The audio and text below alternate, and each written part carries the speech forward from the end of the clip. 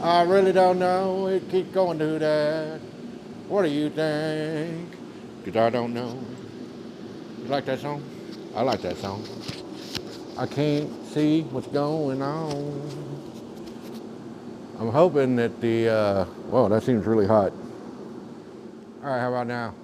That's better, I bet. Probably a bit better. I don't know. Uh, what I do know is I got to go to Facebook, and every time I got to do this, blows my mind. Uh, I got to edit the privacy, change it to public, blah, blah, blah, blah, blah.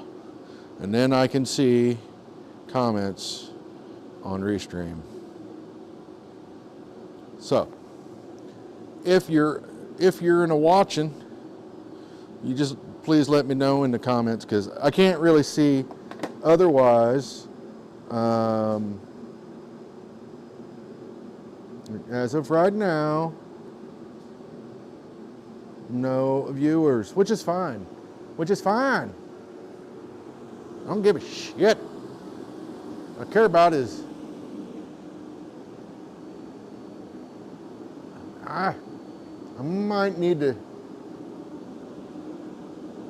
I really might need to change the frames per second on this. Places your hands do not belong under a power hammer. It's not on. But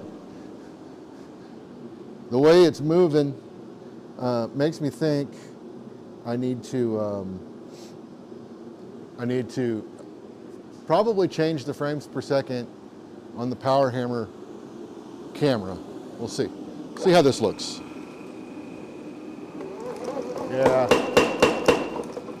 Yeah. I'm thinking that's going to need to get changed. I'm going to roll with it just to see. But I suspect that's, hey Jeff, I think that's going to have to get changed. I've got a piece of copper around here somewhere that I was bashing around on earlier with the big hammer, actually. I got the big hammer wired up. I'm not running that today. It's not fully functional. It ain't ready for prime time. But I did get it wired up. And I did do some smashy with it. Mostly just to see if there was anything weird going on. There was. But I can fix the weird camera. So this is a piece of, I think it's a bus bar. I don't know. I got a bunch of these once.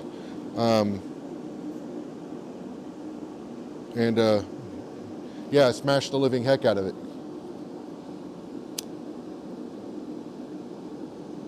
So let's see what this looks like as the forge gets hot.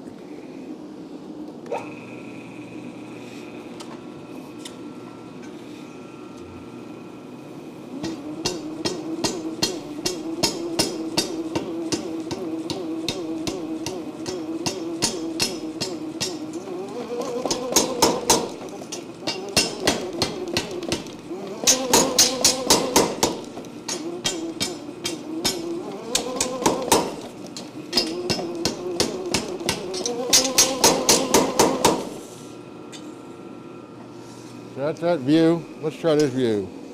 Let me try hanging it right off the corner here.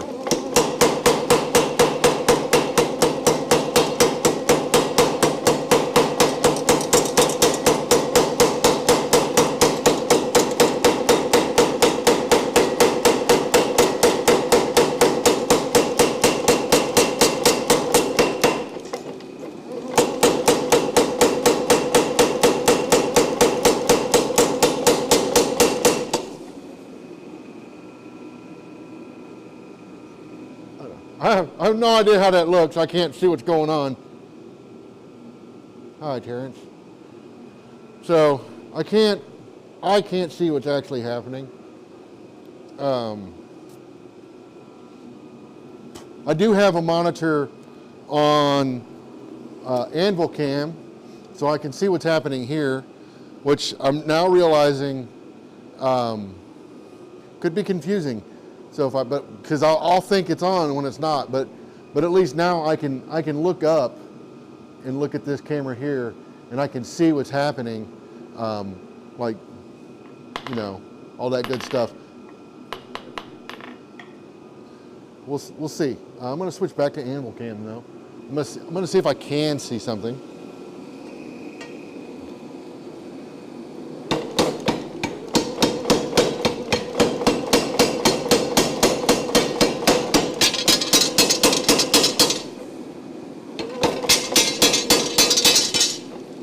I'm going to heat it up a little bit.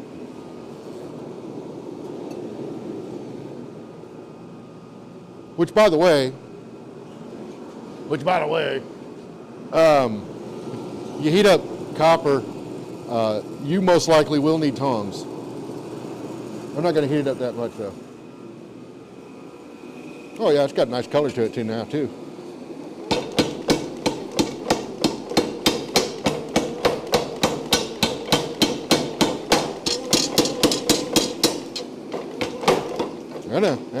I know. Ooh, I can feel that in my hands.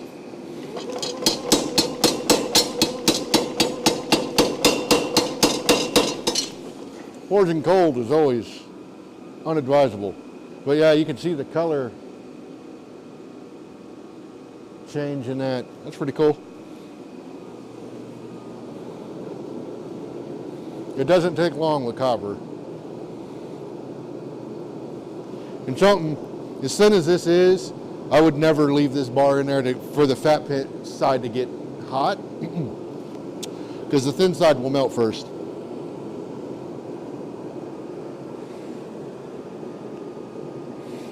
Don't ask me how I know. Oh yeah, look at that. That's toasty. Toasty.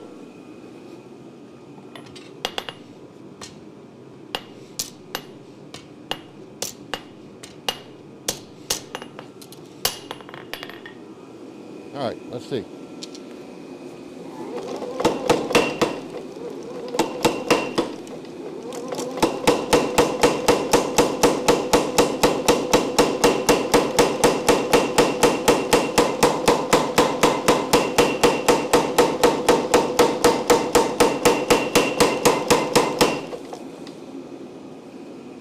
Oh yeah. I mean, it's got to split it. I'm just smashing the shite out of it. Not going for anything special here. I keep all these bits though, because you can melt them down and reuse them. But yeah, it looks to me like Hammer Cam appears to be working fine. Power Hammer Cam. You can definitely see right on. I don't care that the ram's got a lot of blur to it. That doesn't bother me. I don't think that's the focal point. But let me find something to work on real quick, and I'll get it hot, or hot-ish. This needs to get cut off. I want to save this. This was actually not the right size. And that's okay. What did I do with that other piece? There it is. I see it. That's okay. That's okay. Let me close this up a little bit more. There we go. The other thing I don't currently... Really? The other thing I don't currently care for when it comes to Hammer Cam, I'll put it on regular cam now. The only thing I don't like about Hammer Cam right now is I would prefer it be closer than what it is. I don't think you guys can see it. It's off screen. But I would prefer it be much closer. But be that as it may, using the gas forge where it's at currently, that isn't really a good idea, because the heat coming off the gas forge, while it's probably 4 feet away from it, I suspect would overheat the camera in short time. I do have a filter though, if I can figure out how to open it, for one of the lenses. Oh, there we go. Which would allow me, I think,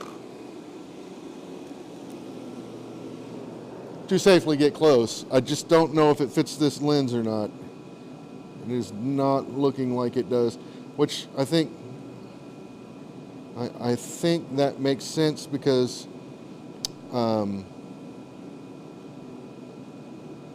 it's a 50 millimeter lens, and this is a 58 millimeter filter. All right, so that's what I thought. I wasn't sure it was going to fit. I didn't have high hopes because typically, if I've got a filter that's going to fit, it'd already be on the camera. So I just need to order some. They're relatively cheap, and if you've got a decent camera, I highly recommend them. You get the Indy filters. I think the number 3. Mark Asprey's got a YouTube channel, and Mark Asprey actually goes through the different filters, and some of them are shaded, so that really helps kill down a lot of the blowout from like when you bring out hot material. So I'm going to order one for both Anvil Cam and Power Hammer Cam. This camera, I don't necessarily think it needs it. If anything, what I really need is better lighting. And then here's another great example, right? So I just want to point out that, okay, so this is the I'm using a camcorder for this, and it's a good camcorder, but so there's its image, right? The image quality is fine, but then when you go to camera 2, which is a Lumix. I'm mostly a Canon guy, but this is a Panasonic, I think it's Panasonic Lumix. Yeah, Lumix G7. And that image is really nice. But if you switch over to the Canon, it's just a T5 Rebel, I think. But it's the lens that makes all the difference on that one. That's a prime lens. And it is, as you can, in my opinion, that image looks way better. I mean, that is, for my money, man, that's a money shot right there, baby. Like I said, the only thing is, I wish it could get closer. And being a prime lens as it is, it's not a telephoto lens, so there is no zoom. So in order for me to get closer to the Power Hammer, I literally have to move the camera closer to it, which, I mean, right now is fine. It's not terrible. It looks a lot closer than it is. It's probably 5 feet away from the anvil on the Power Hammer. But I wish I could get it closer. I really do. And I don't know, let me come over here. Now that I'm not running the Power Hammer, I can actually see. Okay, so I would be able to see material just fine coming in. All right. Yep. And then if I'm over here, yep.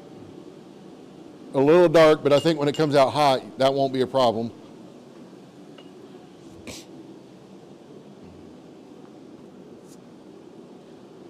Don't know how it looks with hot steel yet, and I don't have a filter, Jot. We were just talking about the filters.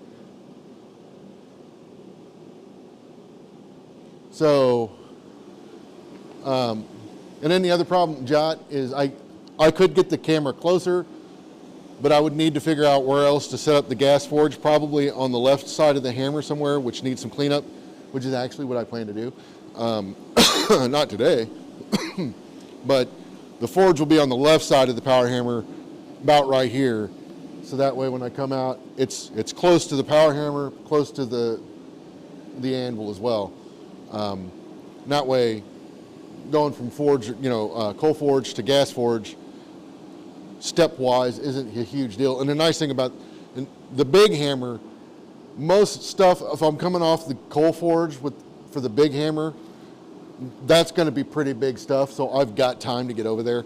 And if it's an issue, I can always cart this gas forge next to it. So the one thing I don't think I'll be able to do, I'm getting something hot, man. The one thing I don't think I'll be able to do, unless I get another camera, which that's probably going to be a next year thing, not a this year thing. But if I got another camera, I could then figure out a way to put one on the big hammer. But I would never be able to do 1, 2, 3. I got 3. If all I was doing was power hammer work, I could probably run a camera on each one. But not yet. I still need another camera for that. But anyways, I am heating up a piece. It is getting hot.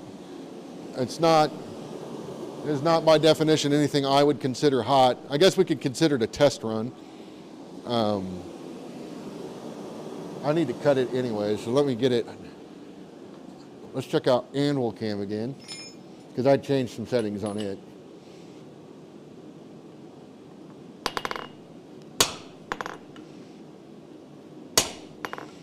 Marking heat. Wow. Yeah, it's just, I just turned the gas forge on not too long ago.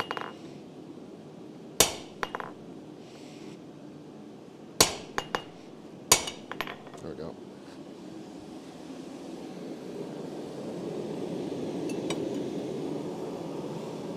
It is starting to get hot, but it ain't there yet.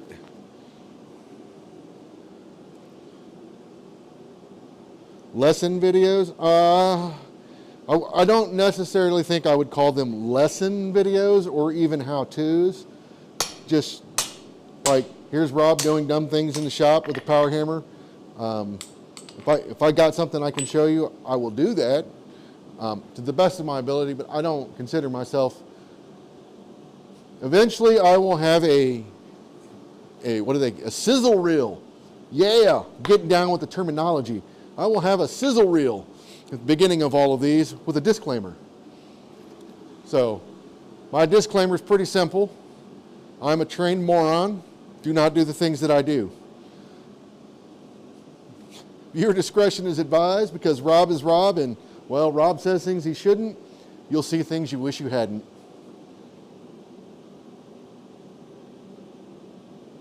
Well, John, the problem is I can't find a good nasal anywhere. I just can't. I've looked high and low. To be honest, the more I look into the specs on a 4B,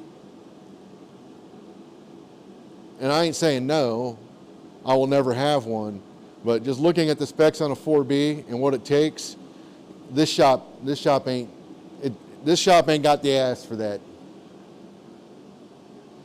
I'd have to build a new shop, which I want to do, and I want to put it closer to the road, which would allow me to do some power things that I can't do currently because of my distance and money. But one of the things I was like, now I know you don't have to make it as big, especially with modern materials, but like the slab for a 4B, it was like 6 by 10 by 7 feet deep. That's two truckloads of concrete.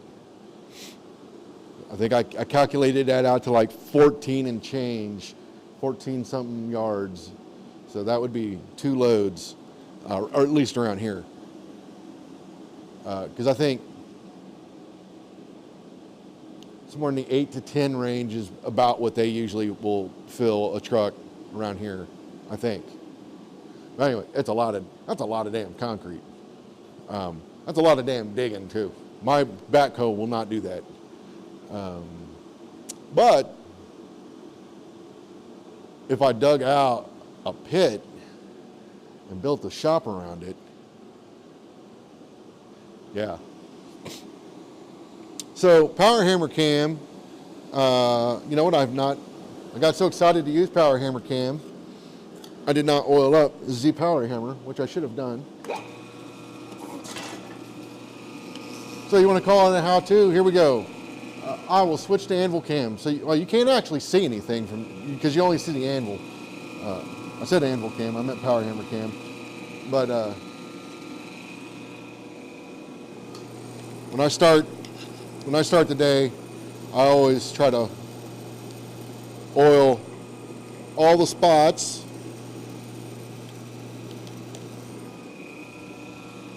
And then get the ram good and juicy.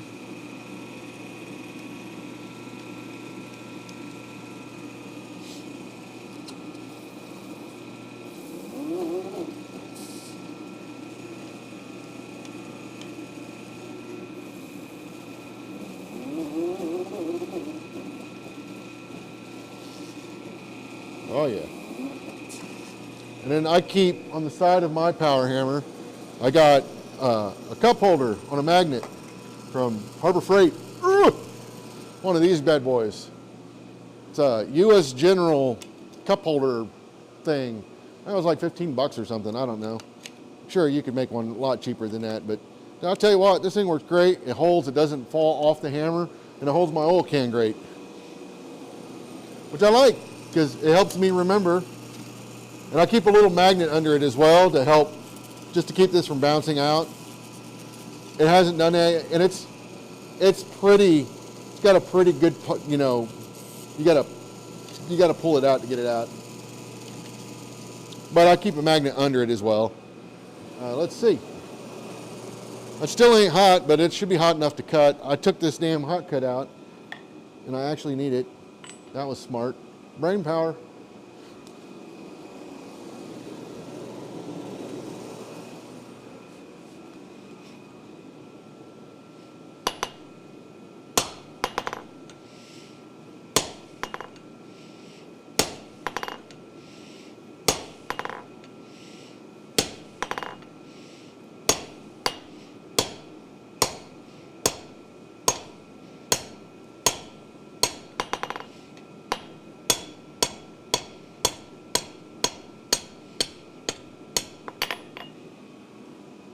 How's that look?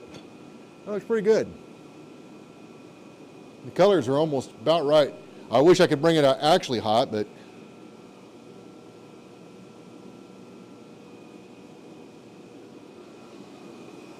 $9 yards.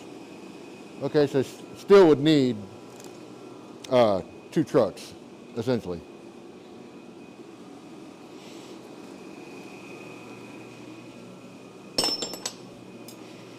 All right, let's see.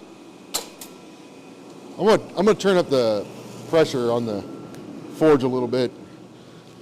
I know this tank is running low though. It's getting close. I'll kick up the.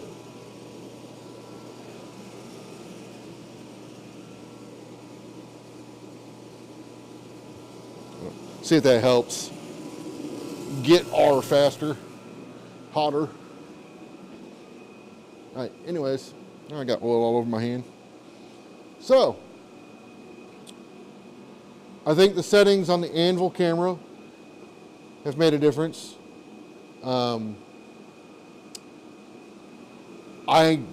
It's hard for me to gauge what's going on at the power hammer, but I'll watch this back later tonight. And then that's kind of what I have to do. I kind of have to watch it, and then I go back and make adjustments. Eventually, I got a monitor on this camera that it's just a little 7-inch LCD monitor so I can see what the camera is seeing. So that helps quite a bit. And eventually, I think what I'll do is invest in a couple of more of those so every camera has one. I only need 2 more, but that's $300. And to be honest, $300, I could think of a lot of other things I would rather spend $300 on. So we'll see how the monitor thing goes. I might add one to this camera over here. I don't think I need one for the wide view. I can see it just fine, and it handles focusing pretty damn well. I will say that about that camcorder. That camcorder, its autofocus and focus features are pretty sweet. Like, I zoomed out on something and focused in on the letters, and then I zoomed in on it. As I was zooming in, it stayed focused on those lettering the whole time I did it. I was like, that's pretty sweet. I don't know shit about cameras though, clearly.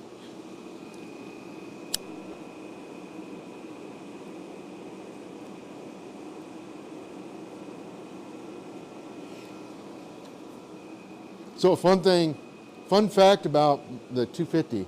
Let me switch over here real quick. On the 250, I wired it up this morning, and kept blowing the circuit. And it was really strange, so I went over there and looked at it. It's a 30 amp circuit. Well, I thought it was a 50 amp, but it's just a 30 amp.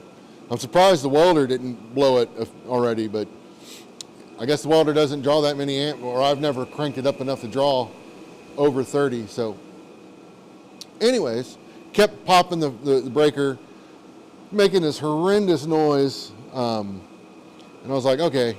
I went over to my other wall, which I know is a 50 amp, because I wired that in myself, and plugged it into that one and fired it up. And it was making this horrendous noise, but it took it a few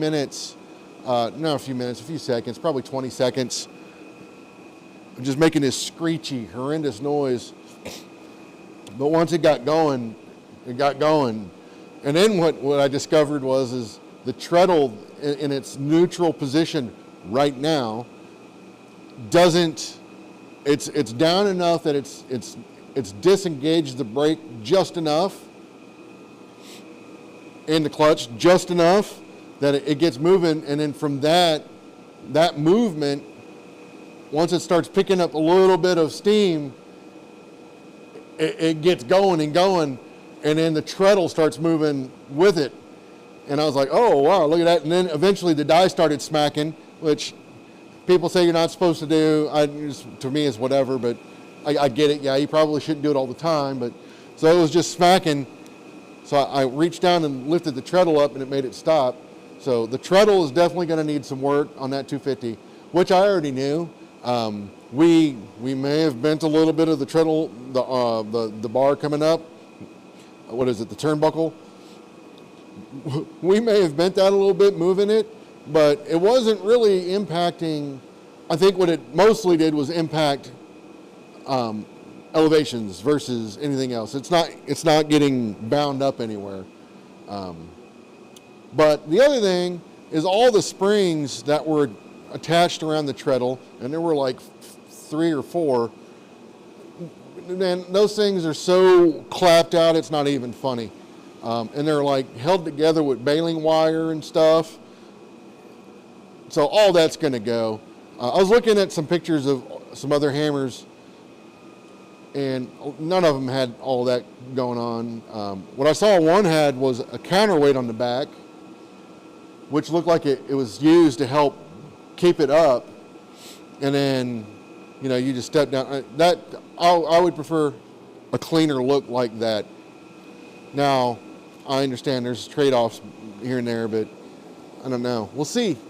What I do know is the left bar manages the clutch and the right manages the brake. I know this for a fact because I have the notes from Clifton himself.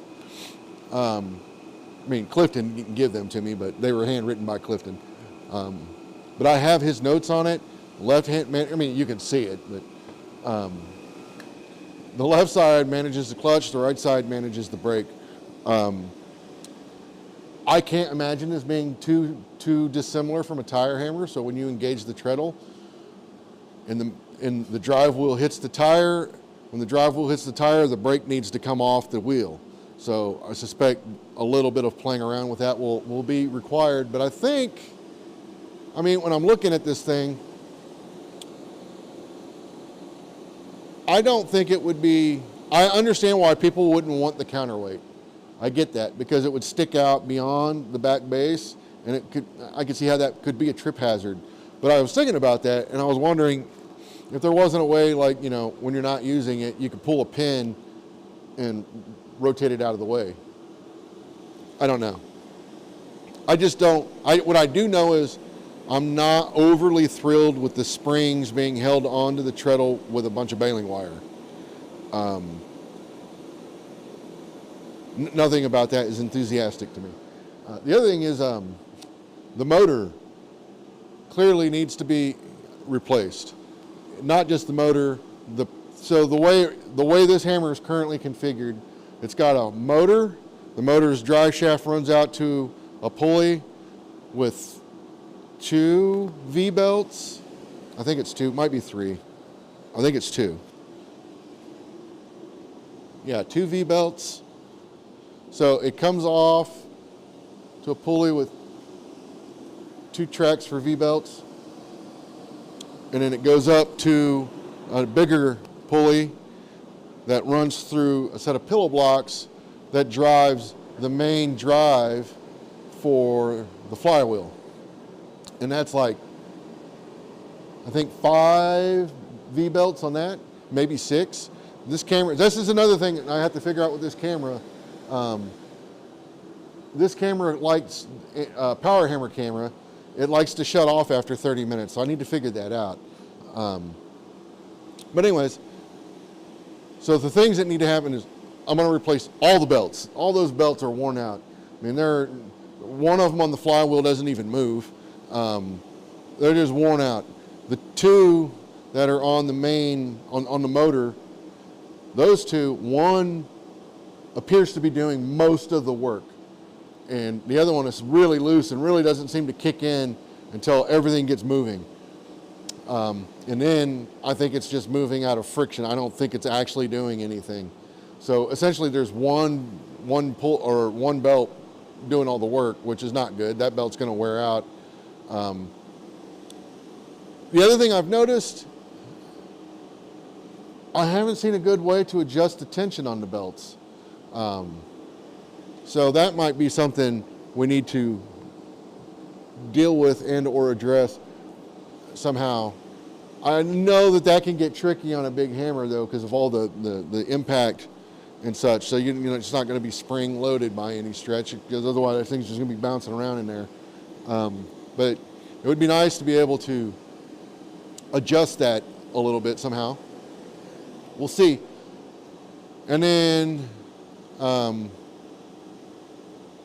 yeah, I think the big thing first is, I think swapping the motor out. So once I get the motor swapped out, I got a 7.5 horse motor for it. We'll hardwire it, swap it out, hardwire it, and then that will also require new pillow blocks, and then also we'll just change all the belts at that time as well, and get them all nice and refreshed. And then once we have that done, then it'll be working on the treadle, get that set up, working right, and then we know there is one of the toggle arms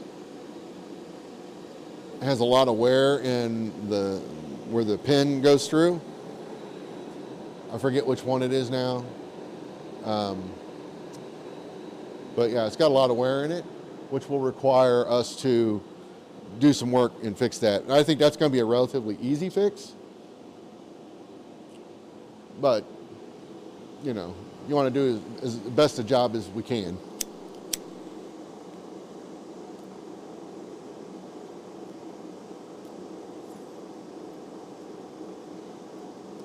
All right, so this thing actually looks like it's getting hot now. Let me grab a glove and then let's see what we can see. I had no intention of making anything, but I can try and use my tong tool. Tong tool. Oh, before I do that, switch to the camera. Doop. Check it out. So this is the tong tool. I refer to this as the pickup truck. So as you can see, it's a pretty simple tool. And I still struggle with using it. It's just like, you know, anything else, you kind of really got to drill the process into your head. And I'm going to try it a little different this time.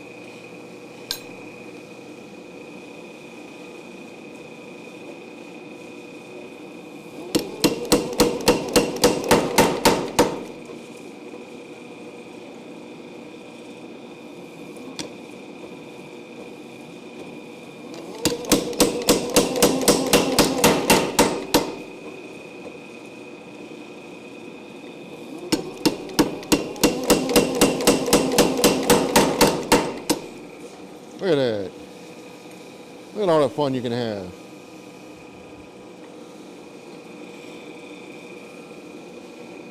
Actually, if I do it this way,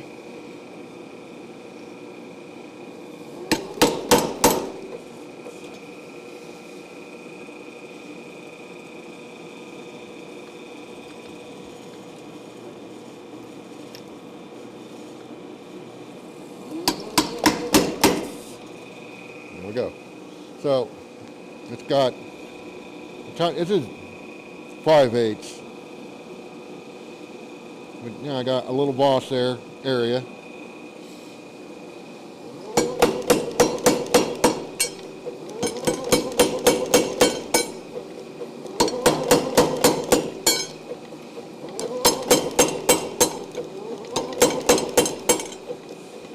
There we go.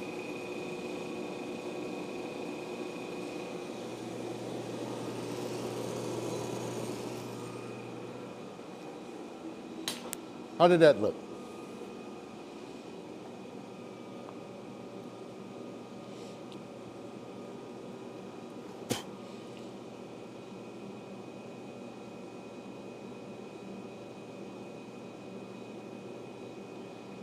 Yeah, Bill, that's really cool. The chat part, you might need to gatekeep that some way to where it's just moderators or something, or, you know, specific names, certain people. Just some kind of, that way, you know, once people figure that out, man, you're gonna have a bunch of chuckleheads on there, all typing away.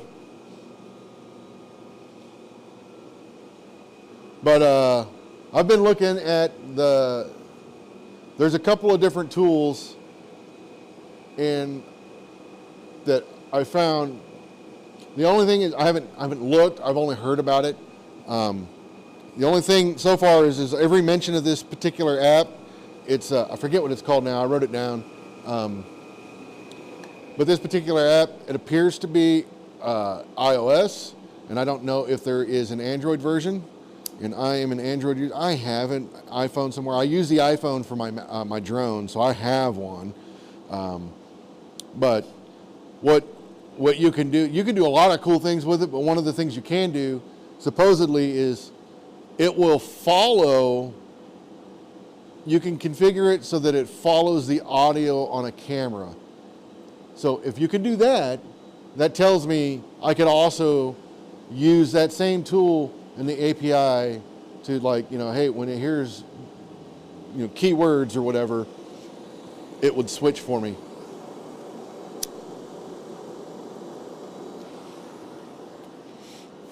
But I've changed a few things, so now my setup is all right here in front of me. Not that this is going to make me remember to switch cameras by any stretch, but one of the things I'm trying to do before I come out for, you know, out of the heat, come out for, you know, when I take a heat, when I bring the piece out, I'll just switch to the camera I intend to use, like right now. Oh, I missed it. So I'm not actually trying to make a tong, but I mean, hell, if it comes out that way, I'm not going to complain. So this set down here needs to come down a bit more.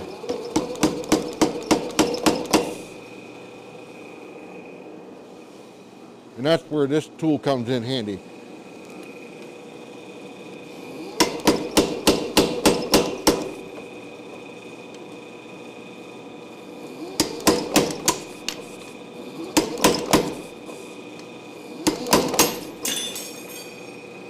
Let that be a lesson to you.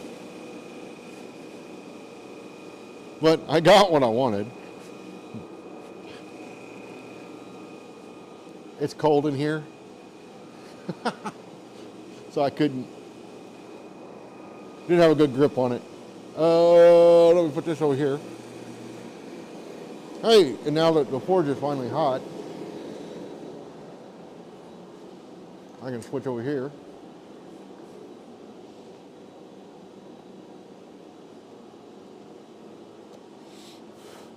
Now, outside of me doing dumb things with tools, really, I should have been using a flatter for that.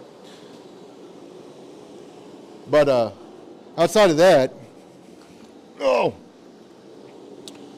this is hey, show and tell time. So I know what kicked this out. This kicked that out when I had it, and it just zipped right out.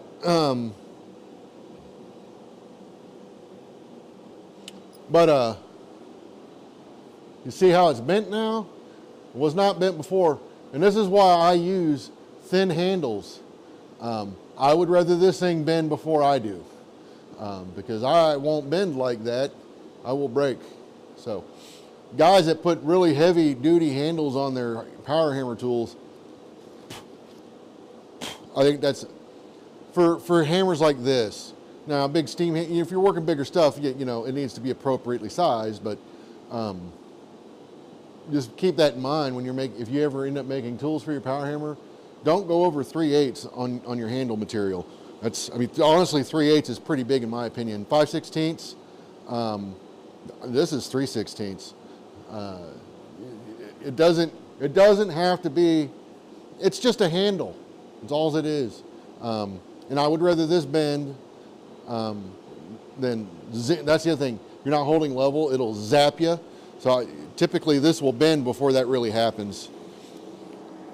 But here's the thing, that really doesn't affect it at all, that bend. But I mean, it wouldn't take much to just set it up here and straighten it out.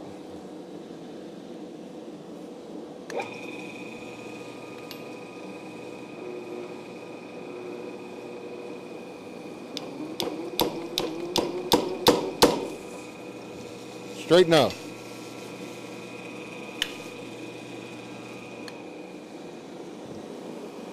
So yeah, what I was doing, I should have been using a flatter.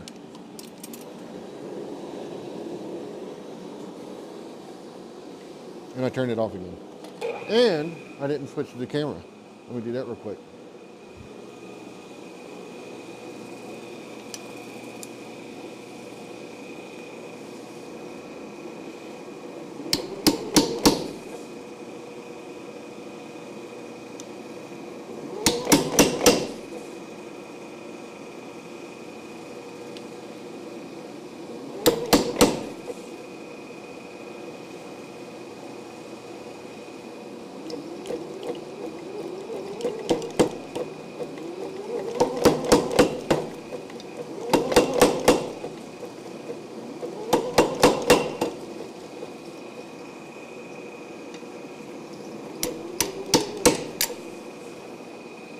There we go.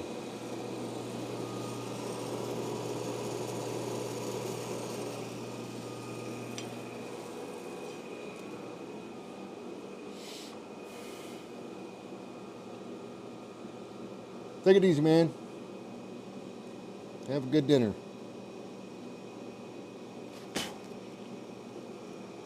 Yeah, some crazy guy keeps telling me you can just buy tongs. I don't. That seems that might be sinful.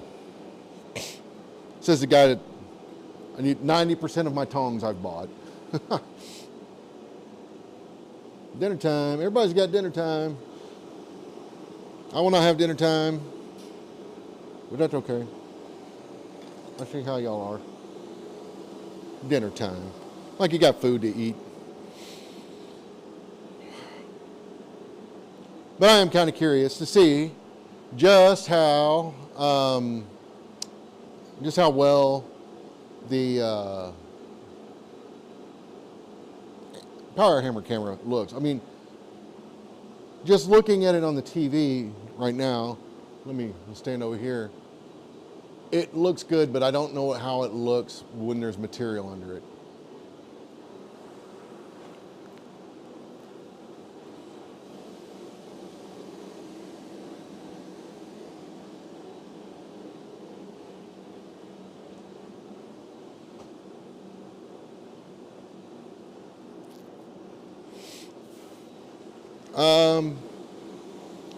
You're talking about the. Are you talking about the top tool, or are you talking about my tong tool? Did you say tong tool? You might have said tong tool.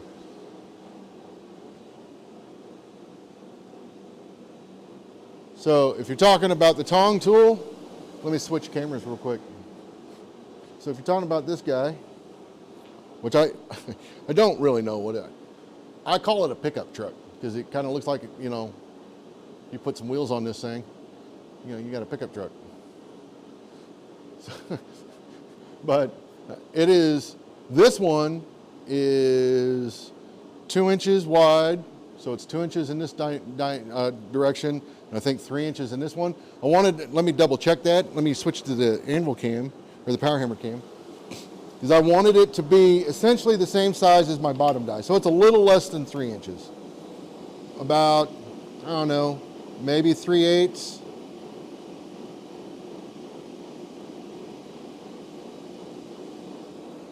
I got a measuring doodad, so let's take a look.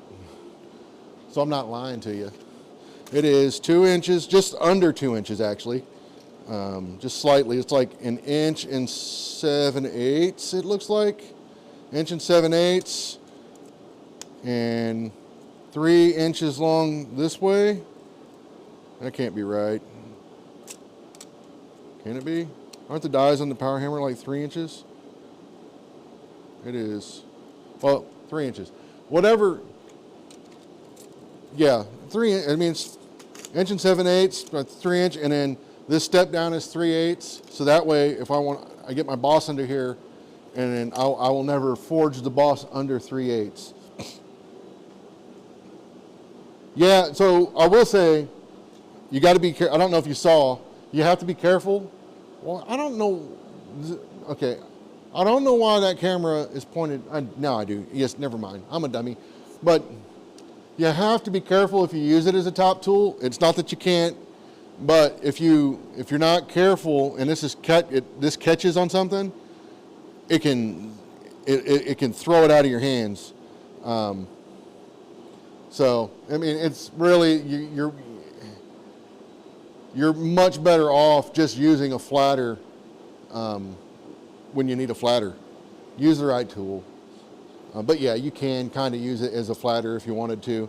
You've got a much smaller, you could do it this direction too, but I think that's what happened is I had it and I couldn't see it and it kicked it out of my hand.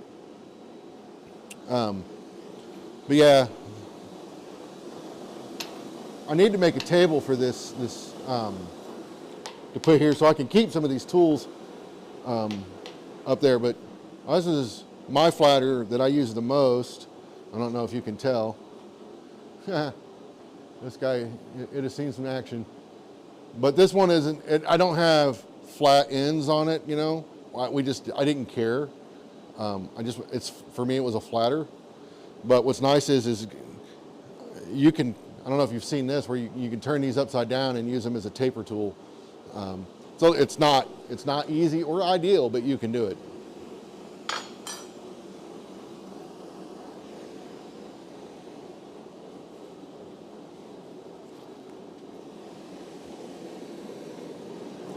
I don't know why I keep playing with this. It's not like I'm not actually going to make tongs out of this. I'm really just kind of wanting to see how things look. So that looks really bright, and it's not that bright. So let's come over here. Oh, wrong camera. It is not nearly as bright as it looks.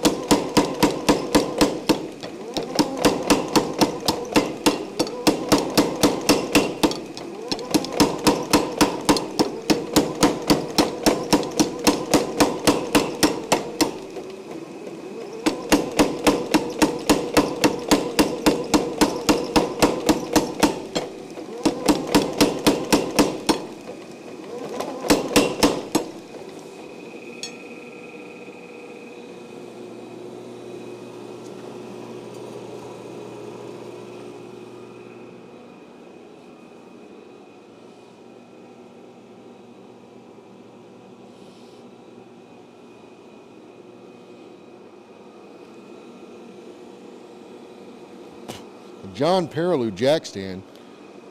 I don't know what the hell that is. I was just going to take a piece of steel and plasma cut or torch cut so it drops over this.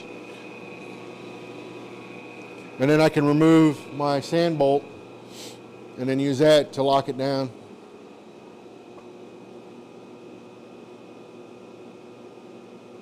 Jack stand table. Yeah, you definitely, I need to see that. I don't know that I've noticed that before.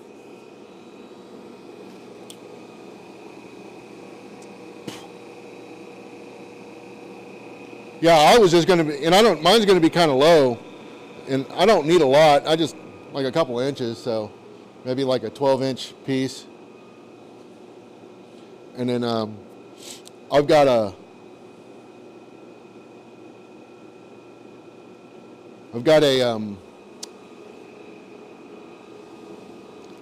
bolt on the top of my, you can't see it even if I were to switch cameras, but down here, you know, you got one support for the anvil steel tube, and then I've got a bolt that runs down into that, which I can remove to add more sand later.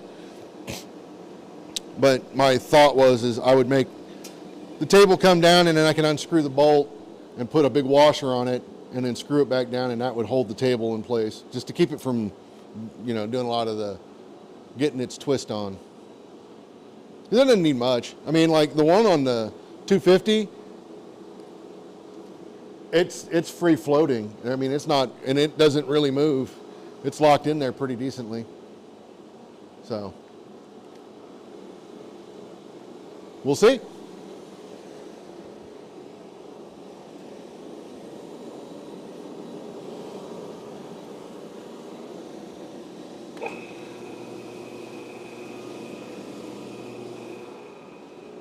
Oh, what did I do with it? Oh, doesn't matter, I guess.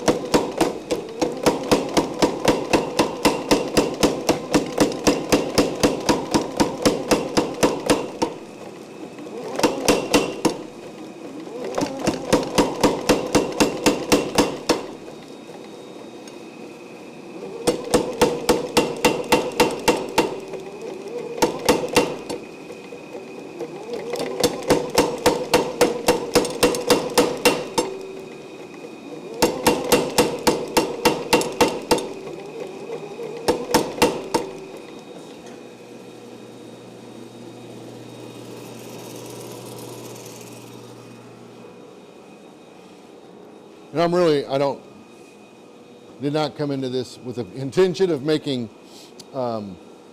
anything with that. There's it is. I got distracted looking for this and I forgot to switch the camera. The other thing I want to do is I think I'm going to put a couple more hooks down low so like my most common tools are within ready reach. I've got a shopping cart. Let me hit this button before it freaks out on me. I don't know what that button actually does, but I'm going to hit it again. I got a little shopping cart with my intent with that is like when I'm using the power hammer, I'll take my little shopping cart up to the rack, which will be over here somewhere maybe, or wherever it is, and then grab the tools I think I'm going to be using, and then I'll cart them over next to the hammer. That way I've got, you know, they're readily available. But all the tools I use on a regular basis, like almost, you know, the tools that you're almost always going to need, like your flatters and such, I'd like to have those down lower near the front instead of, because right now they're all back this way, which is fine too, but when you're trying to use them and you want to hang them back up, it'd be nice to just have a couple. They're not going to be on the anvil, but you know. Let's go to that.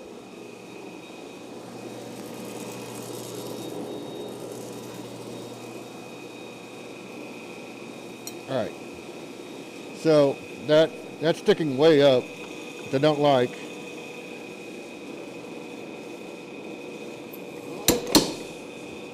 There we go.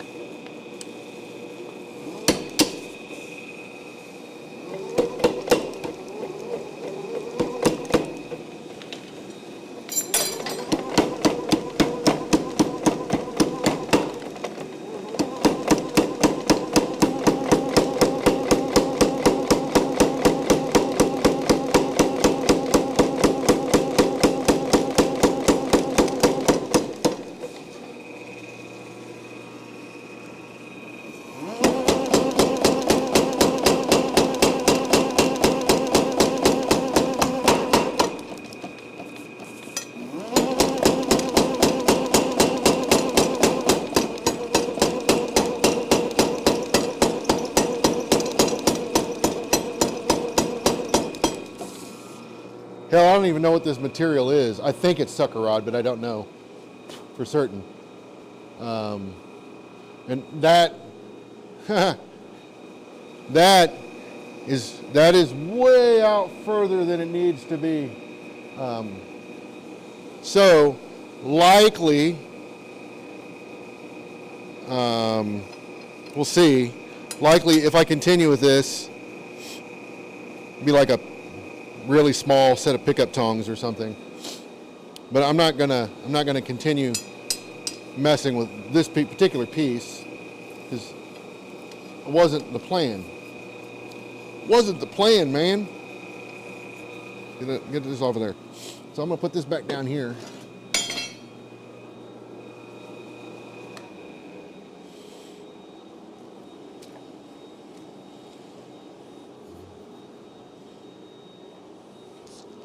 What I do need to do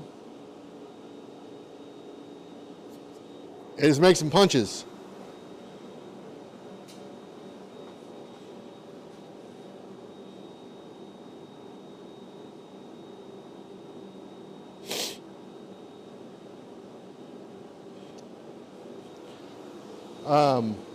Iron Weaver, in my shop there's never a plan. Now I do need to make some punches. So this is some H13. So I'm gonna use the power hammer to do most of the work, and then I'll come over to the anvil and finish them off.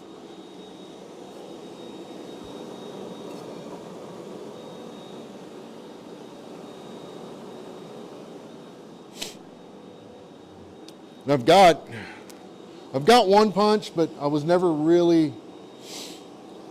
I made one and it worked fine. It was a test piece, but it never really worked well in my mind. Let me see if I don't remember what I did with it. Oh, Jot, by the way, you know what I did yesterday? I'm one step closer, man, one step closer. I went to the store and bought a box.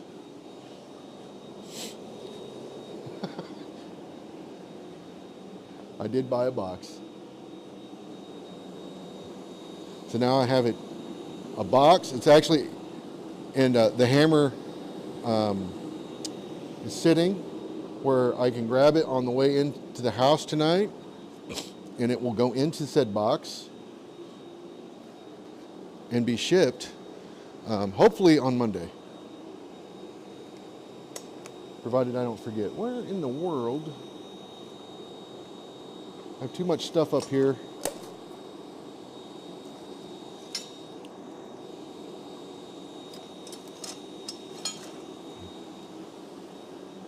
Way too much stuff up here.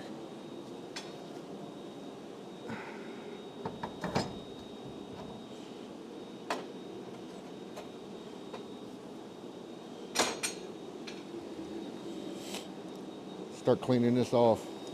Madness. Another handy power hammer tool. It's just a fuller, just on an angle, but when you're using it, you know, you can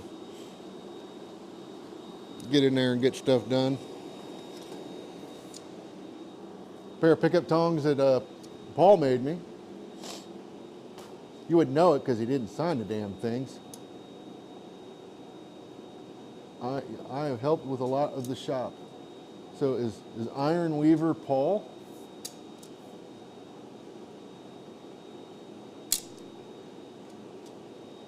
Anyways, Paul made these. They're pretty handy. They are pretty handy. Here's another good tool. I don't know if it's gonna be me or if Cole Ironworks is gonna do it. I mean, honestly, if Cole does it, they'll probably be better than mine. I'm not gonna be butthurt one way or the other if they do it or if I do it. But there was a plan, I had a plan to do some videos with Kurt Fehrenbach and go over a lot of these kinds of tools. You know, like what are they? How do you use them? You know, it is Paul. So what are they and how do you use them? I mean, in a lot of cases, they're just like, you know, it's just a fuller and it could be used in, you know, just different ways. They're just bent in different ways to allow, you know, that way you're not having to do crazy things under the hammer. So you bend them in a way that works for you. These don't go over here though. I need to bring the Christmas tree thingy, whatever it is. I got like a big rack doodad that I can hang all these tools from. I need to bring it over here. I just don't know where I want to put it yet. So we'll see. Another, you know, just a swage tool, which I think I was thinking through, and I don't know where Kurt is on this. But I was thinking, you know, like I was thinking through, and this is a problem with the tools to make tools curriculum, right? Like, what tool do you make first? Same with the power hammer. When it comes to making power hammer tools, what tool do you make first? I think the first tool you're going to make is probably a big round fuller or a round swage, however you want to look. You know, it would be a fuller, I guess. That way you can make, you know, the swaging tool, and then from here you can make a flatter, for instance, or, you know. So I would think your fullers probably need to come first. Make a couple of fullers in different sizes. And then once you have a couple of those, make yourself a flatter. And then once you have a flatter, you can start making, see, this is not one of, I don't think this one was one of ours. I think this is the one I got with the hammer, yeah. Now this one's got really, this one's seen some shit. Let me tell you, this guy's got, it is. But that's a good, it needs to be ground though. Like I said, it's seen some shit. It's got some gouging in it, so nothing a grinder can't fix.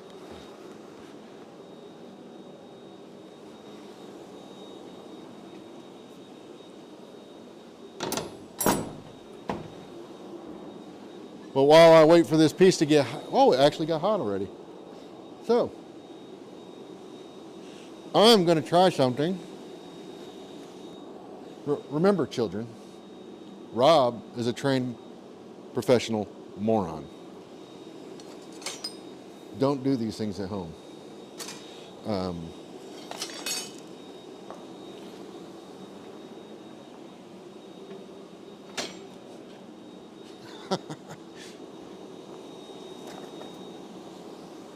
I don't 100% know the purpose of this tool, but when I look at it, I see a tong tool. So it's got that going on and that going on. It's flat on this end. The way I mean, to me, it just looks like a tong tool, but I'm sure you can use it for a lot of different things.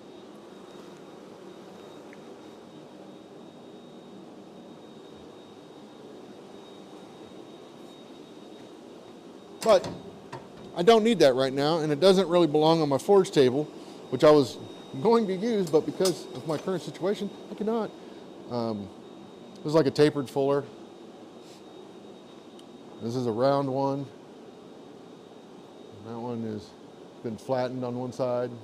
Essentially, I mean, it looks like both sides, but it's not. It's just flat on one side.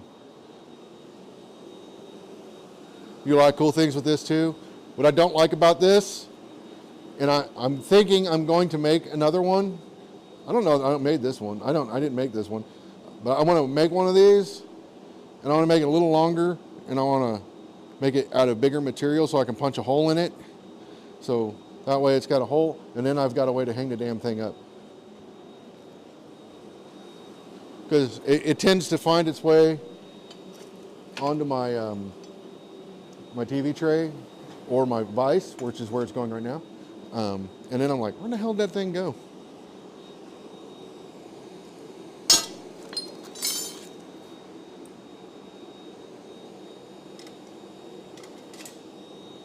Swage block on the forge table, because why not, right?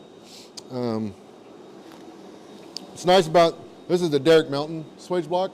What's nice about this is it's the same height as the tire hammer dies. So you can pull your bottom die off, put this under there, and use it that way. Very handy, very, very handy. Hey Paul, don't think I mentioned it. I think I can show you right quick. I can show the class. Paul actually sent me a link to these a couple of weeks ago, and I finally went and got them. I was going to get a different one, but I was complaining about the camera cases. Like, you know, each camera has its own case, plus I had another backpack, plus another bag. And I was like, this is getting ridiculous, and I need to get a case. And I knew that Harbor Freight had them, but I hadn't looked into it. But anyways, I picked up 2 of those. And all the cameras will fit into one case now. It's nice. And then I can use the other case. The way I'm seeing it, I can put 2 of the 7-inch LCD monitors in there. I only have 1, but I can put 2 in there, plus probably all of my lenses that I currently have, plus all the power connectors and stuff. And then the backpack would just be cables for now.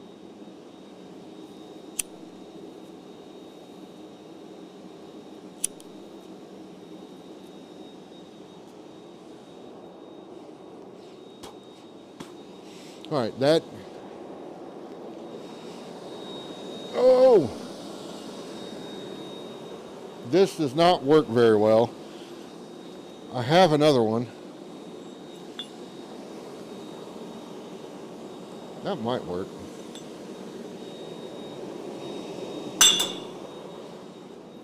Let me get a glove. Let me switch the camera.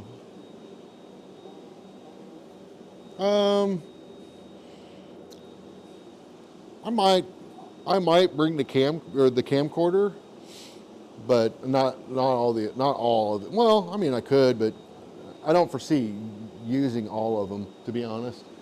And we're definitely not live streaming from Quad State. Their internet connection is bullshit. At least mine was. So there's that, and then there's that.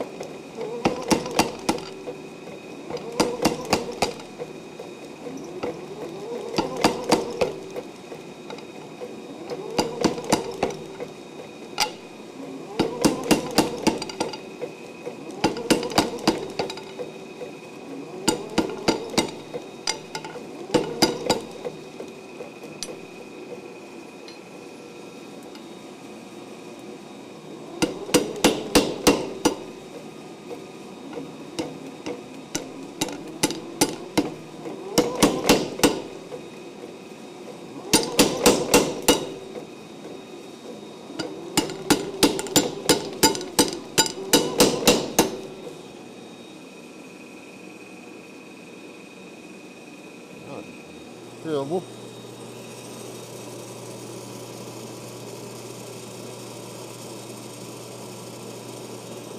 I need to get my, there it is. My helper out here. There's way more material in the forge right now than I'd really want. So,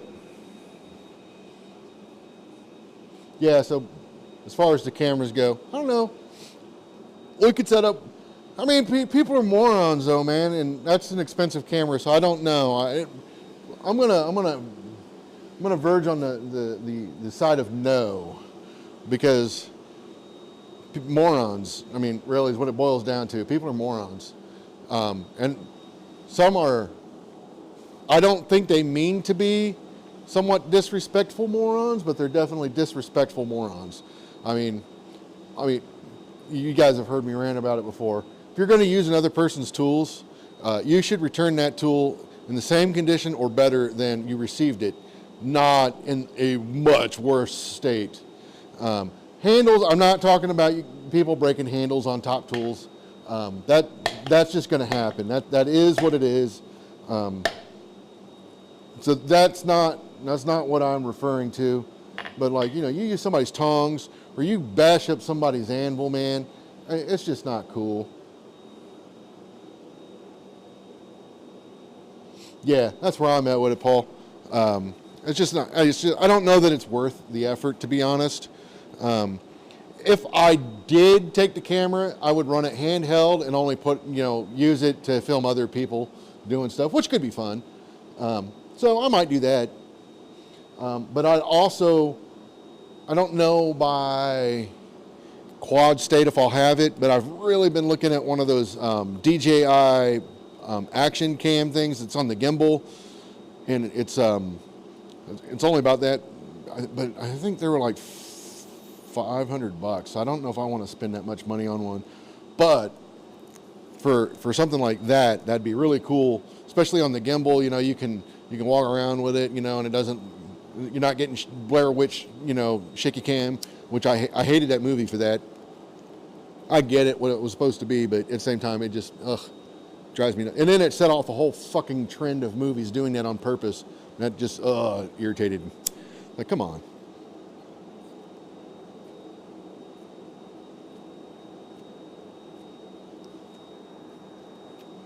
And those don't bother me, but my wife can't watch movies like that. It gives her motion sickness.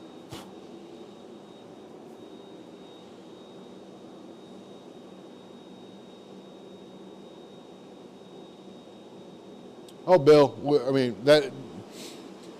yes, 100% yes, telling people, but at the same time, I mean, it's kind of like, yes, 100%. This is why while I rant about it, I didn't make a huge fuss about it at the time, because I was in the wrong for not saying something right up front about, hey, don't do X. I mean, sometimes I think to myself, there's certain things that shouldn't need to be said, but then I need to remind myself, morons, you probably need to spell it out. But I'm really getting to a point now where it's like, everybody else has got a striking anvil. Why has it got to be mine?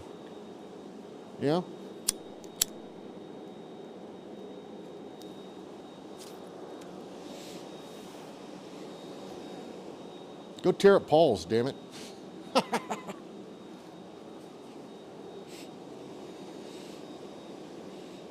All right, I'm going to switch again.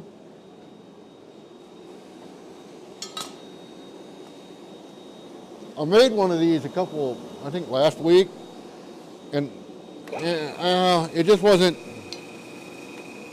it was too small.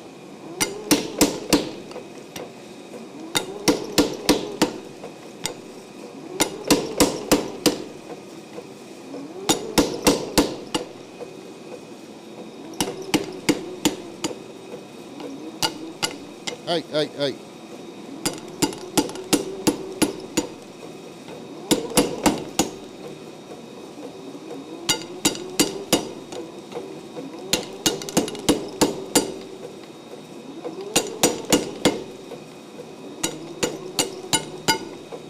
All right. I'll tell you what's cool about H13, it definitely lets you know when it's time to put it back in the fire. At that heat, it's bouncing around so much. Now, if I need to make one, I have one for the 250. I need to make a tapering die for this hammer. Something, that just kind of sits on the hammer. I don't have, because if I didn't have to do this one-handed, I think where I'm at now, I could have done in the first place.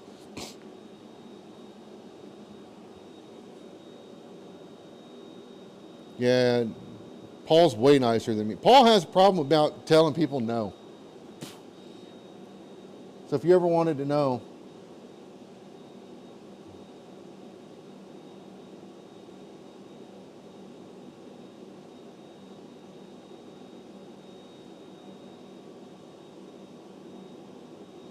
yeah, I'm right there with you on that one, Bill. Like, I mean, if you, like the tongs that got, like, 3 pair of my tongs got completely raped at Quad State, and they just stuck them back on the rack like nothing ever happened.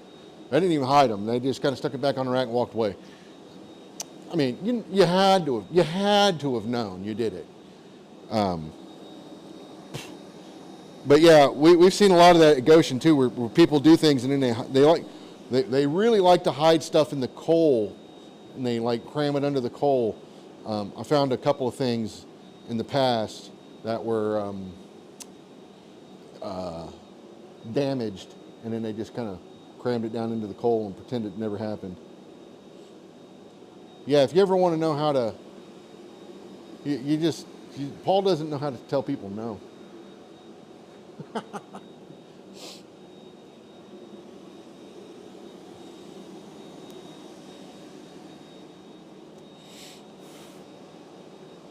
I keep looking over at this swage block, and it's not dressed for it, but there are three tapered swages on it. I kind of want to play with one, but I'm not going to do that on this.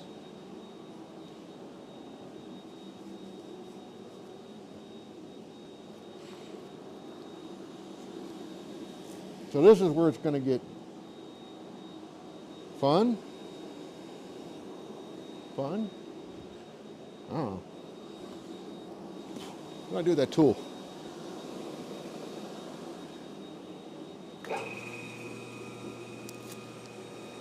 That little bastard hasn't dug out the side of the hammer again, though. Little son of a bitch.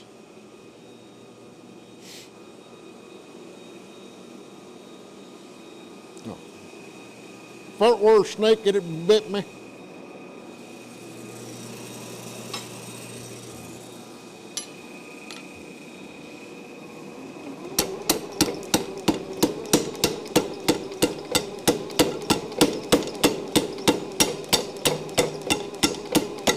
Oh, no, no, no. That might be okay.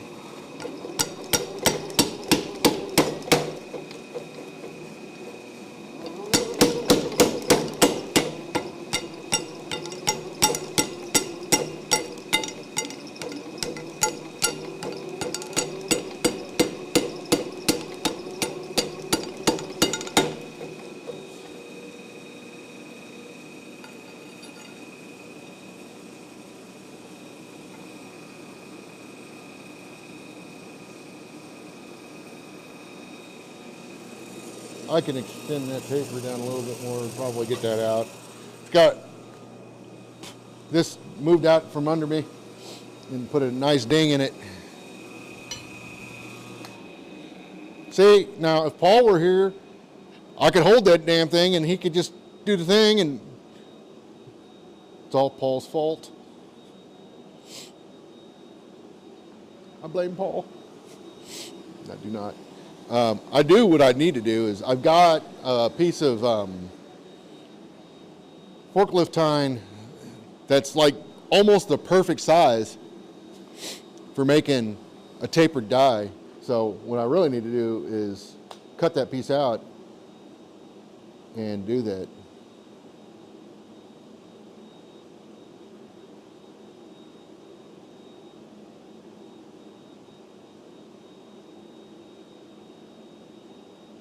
Yeah, it forges both sides. Were you not there when we used...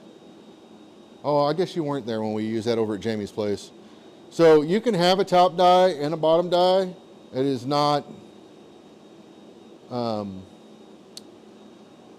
you will get phone calls from Ryan in the middle of the night telling you why you shouldn't be doing that. And if you don't answer, he'll call your buddy. And then that poor guy didn't know any better, and he answered the phone. He somehow managed to get off of that call pretty quickly, though. I don't know how he pulled that off. But no, you can use a top and bottom. There's no need to. As long as you keep it moving, it'll forge both sides.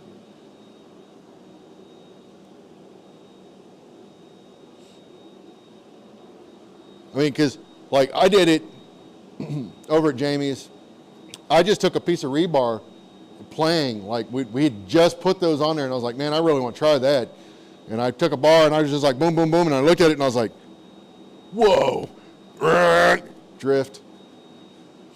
I mean, and it wasn't a great drift by any stretch, but I mean, for no more than what I put into it, it'll drift.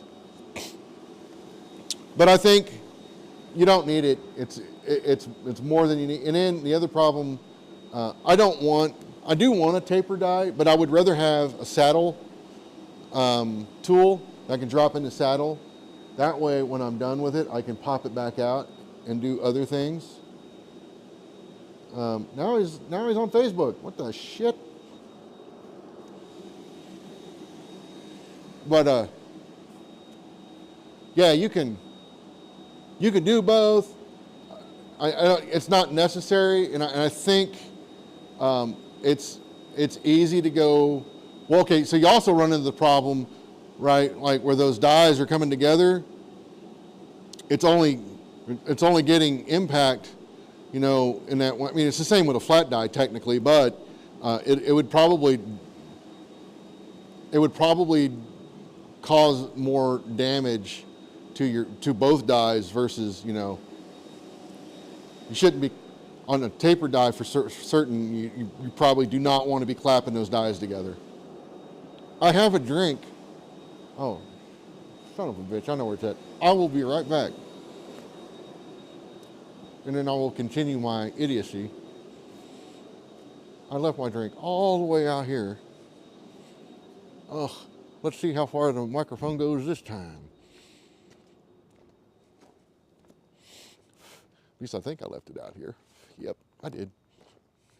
I was doing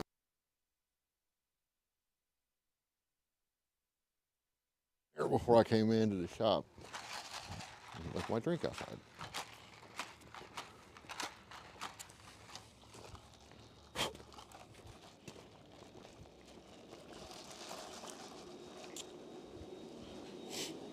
I was really bummed out. I went to the store yesterday, gas station, to get some tea, and they didn't sell iced tea by the gallon. And I was like, oh, I can plow through iced tea, like I can easily burn through a gallon of iced tea by myself in one day.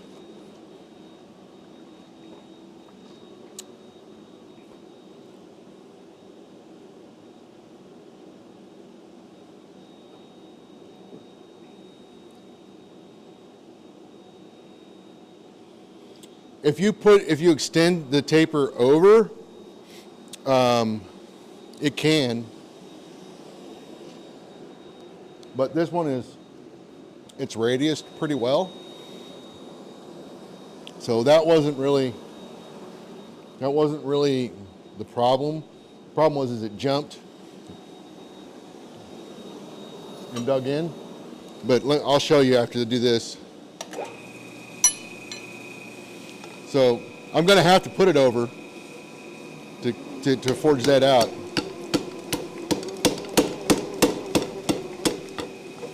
But if you bring it back,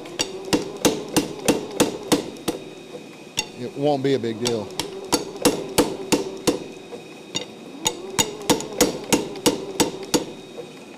So this,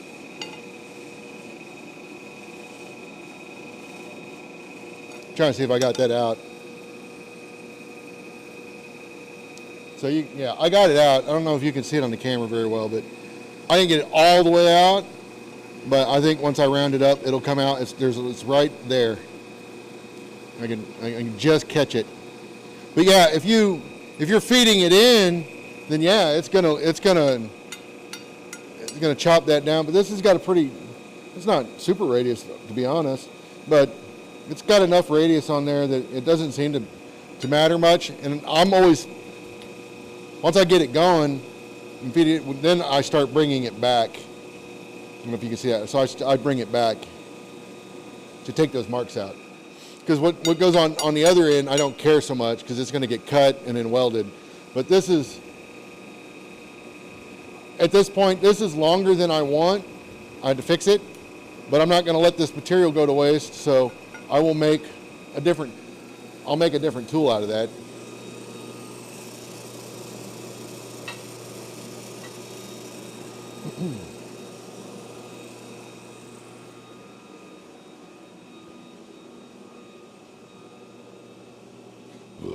Yeah, that goddamn camera. I have to come over here. I need to figure this out, why it does this. So I have to come over here and hit this button, and then it stops doing it. But it does it like every 30 minutes. So yeah, it's gone now. What the? Oh, it's the sun. I was like, what is that back there? It's, oh, wait a minute. Am I going the right way? I could come down and be like an angel, right? Oh, look at me.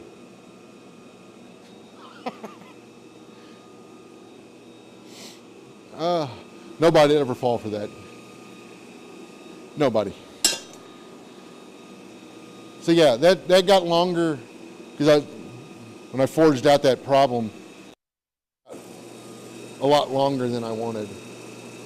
I might be able to just use it. We'll see. I don't give up on it yet. I might have to lose a piece of it, but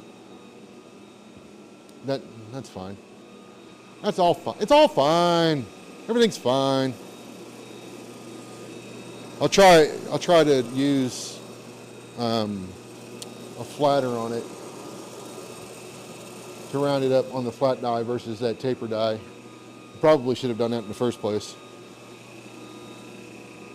A little less sketchy.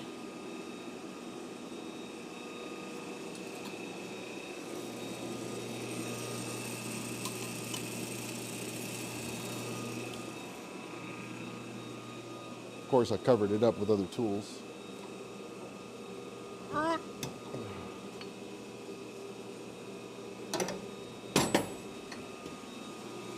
Oh, wait a minute. This one needs to be ground. I'm not going to use that.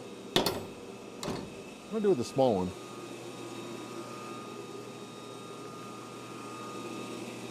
See, this is what happens when I start putting stuff away.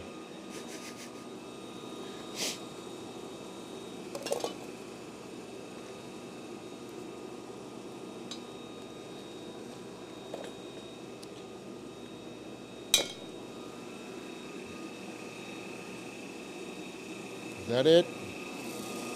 That is not it. So I have this one, by the way. This is the one I made. I made this. I just cut off a piece and then milled that out and then ground it. You can forge them. It's probably easier. And then I got this little guy. Basically the same thing. It's just a little smaller.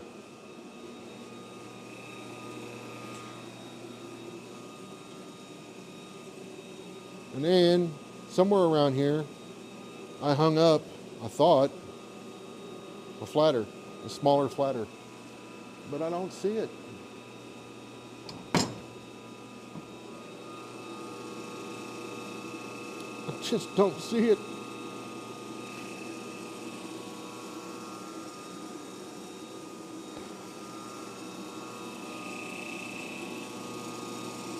Is it on the ground? It is on the ground. Ha ha ha.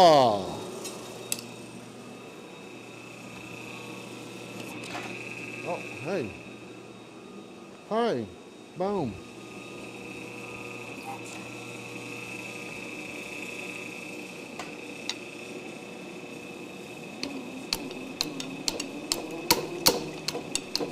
I did not round this up.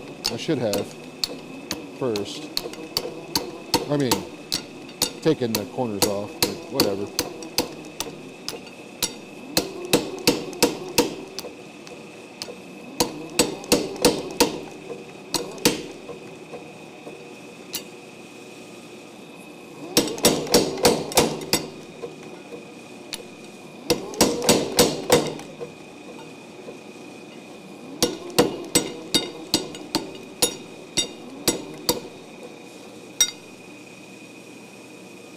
Yes, I don't.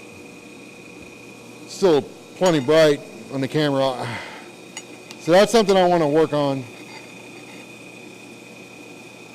I mean, I like the shape of that taper.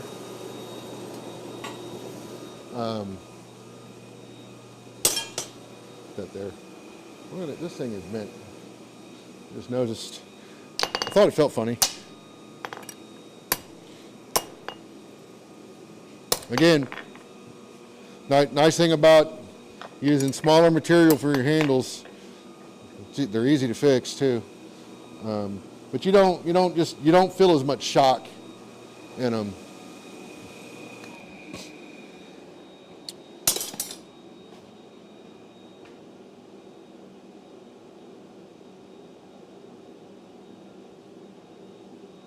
Why not just taper in the flat dies and then flatter it around?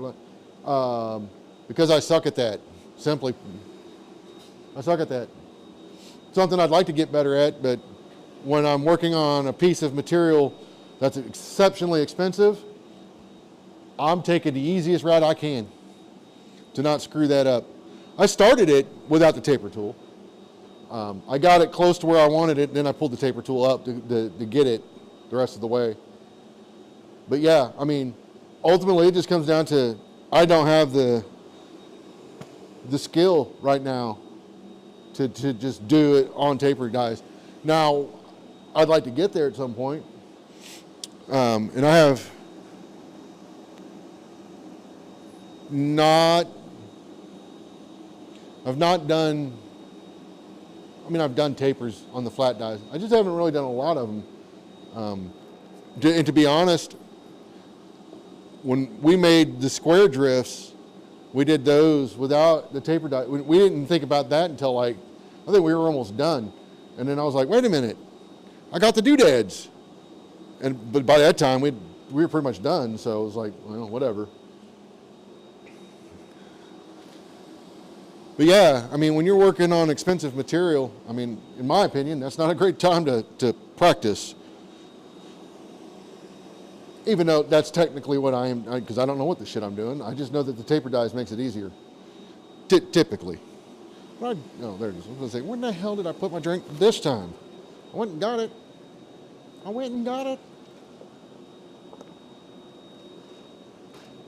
Man, pink lemonade is good stuff. Let me tell you, I like it. But yeah, man, that's something those are the things, like once the big hammer is up and running, those are the kinds of things I'm going to really spend a lot of time working on. I don't know why I made the excuse to not do that on the tire hammers, but I gotta get serious about using that big hammer. So those are things I want to do. And yeah, I mean, like I said, yeah, you can do that for sure. I also think that if you're,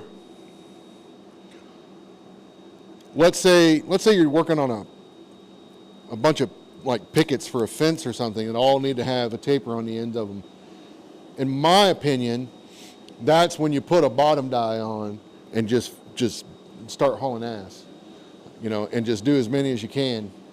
To me, that just kind of eliminates a lot of potential for error or anything like that, especially when you're churning them out. But I would definitely like to get to a point where I can do that. I was watching John Bennett doing leaves on his, and I was like, man, that would probably be a really good exercise to taper it out on your power hammer, and then pull, flatten it, and then pull the lobes out. run your stem, so on and so forth. I think that would be a good exercise, and I'd like to get maybe 20 or 40 feet of like half-inch bar and just do that with one night. Not in one night, but just start doing that, cutting them down into pieces and then going from there. I think that would be kind of fun, at the same time kind of mind-numbing. I think after about 10, I'd probably be over it.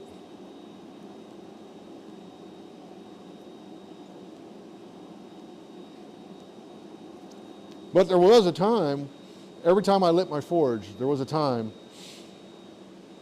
I would do a leaf every time I lit the forge. That was just like my thing. And I want to get back into doing something like that again. Maybe not a leaf, but something else. It's got a bunch of different techniques in it to practice. I don't know.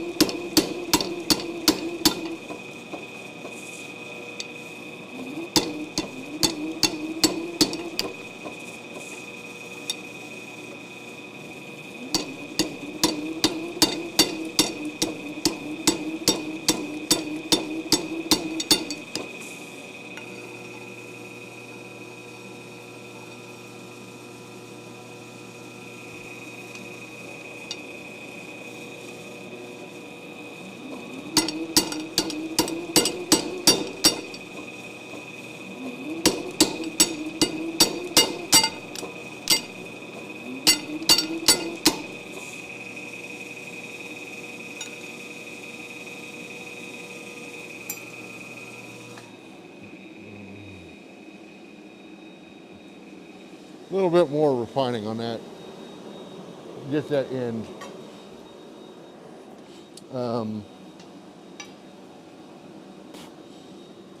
Horsehair brush is great until a big chunk of scale falls on it. I don't smell so good. See you, Bill. But yeah, there's a lot of things on a power hammer. I've had mine for, I've had one for 3 years now, I think. That sounds right. And the first year I had one, I really only used it for drawing out reins or drawing something out longer. I didn't really use it for much more than that. I don't even think I had any power hammer tools at the time. I never made any. I just never got around to it. I don't think I really started making tools for my hammers until I moved here 2 years ago. So, yeah, I really didn't use it as much as I should have. I'm trying to get away from that a little bit. I have been using hand forging as kind of a crutch in a lot of ways. I do really, to be honest, I like using both, but I feel like I enjoy forging things by hand more. It's more, I don't know, enjoyable to me, more almost therapeutic. But I also understand the value of what a power hammer brings to the table.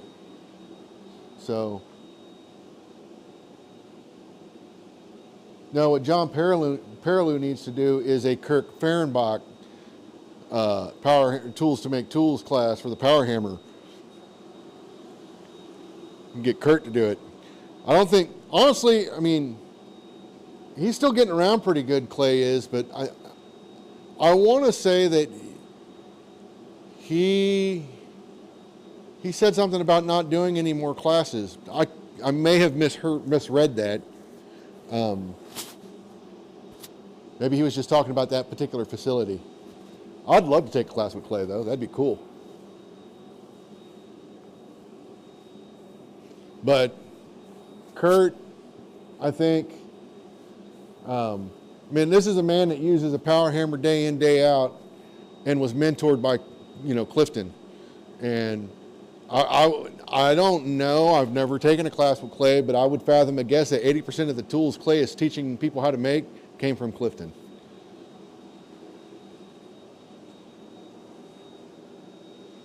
Yeah, I know he did the one at Quad State, and I I've heard mixed reviews on that.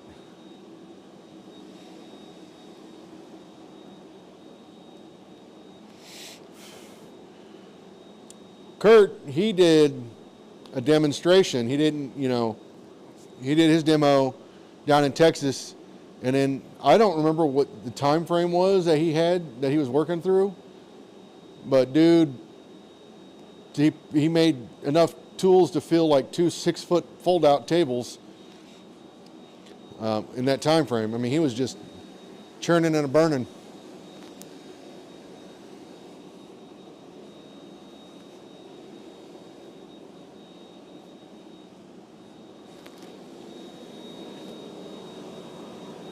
All right, I need to get this end a little better because it ain't so better right now. Hey now, helps to turn that on. Helps to show you what I'm doing. Oh, that ain't it. Fat fingers.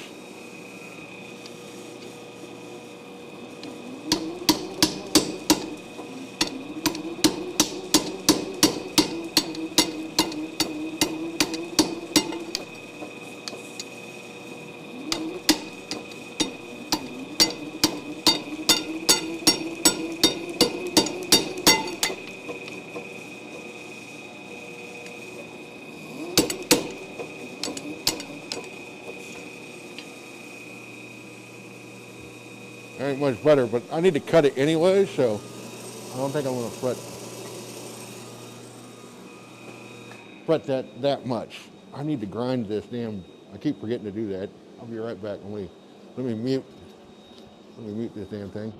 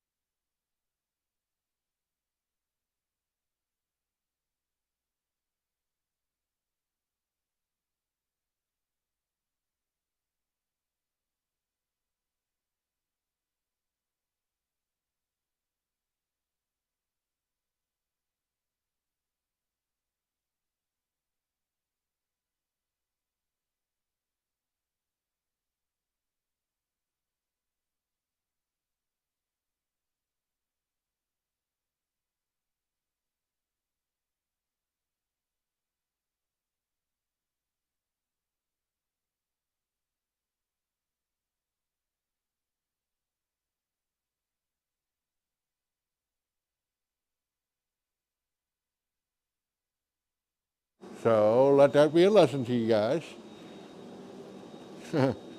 Don't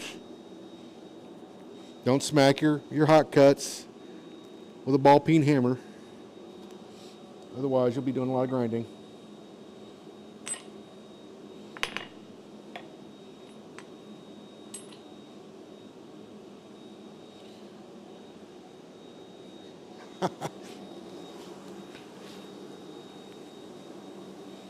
Wrong glove.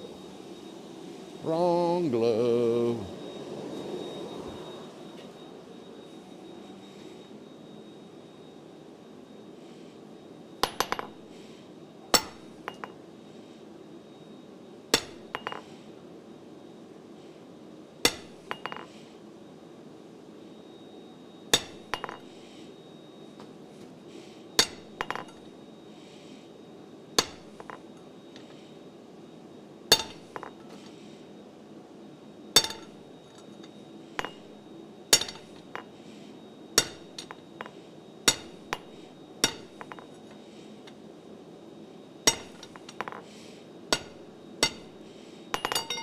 All right. That's H13, so that's cold.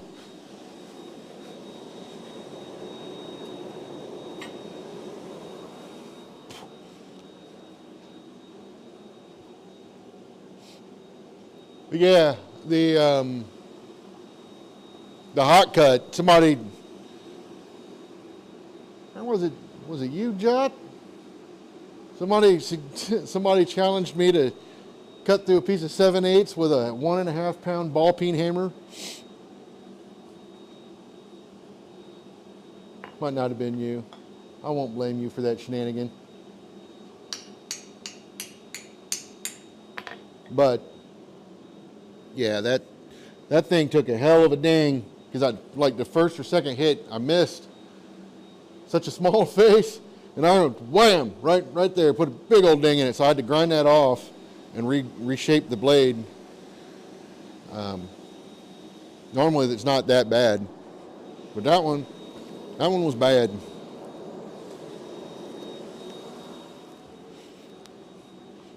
It worked bad.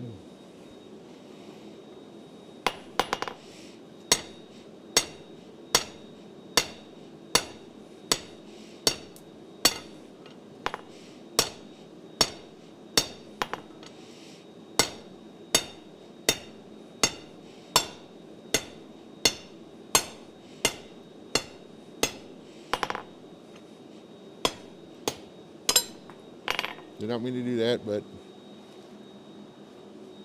the cut came out pretty decent.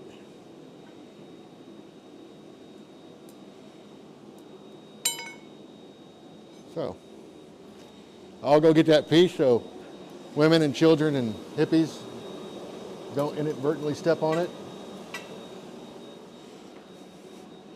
Not that I have a lot of that running around in the shop, mind you, but you never know.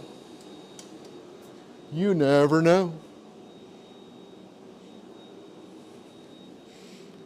Oh, yeah. You know what'd be funny is to take that and turn it into a something out of H13. Make it an H13 rivet. That'd be kind of funny. I wanted to look at this. All right, that's a lot better. That is a lot better.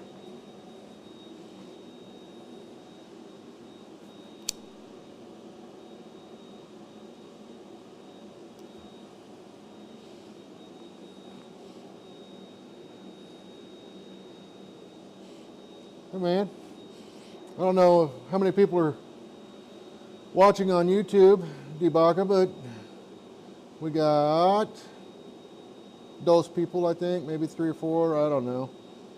And then there's people on Facebook, and I think maybe 1 person in Twitch.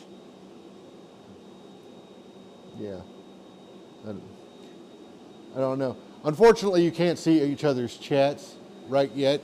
I've seen a few things that will help me do that. The biggest problem is I would have to, right now I'd have to pump everything I'm doing through OBS, and then through OBS put a chat overlay and then do it. But I've heard of ways where people are using other tools, so I'm going to look into that a little bit.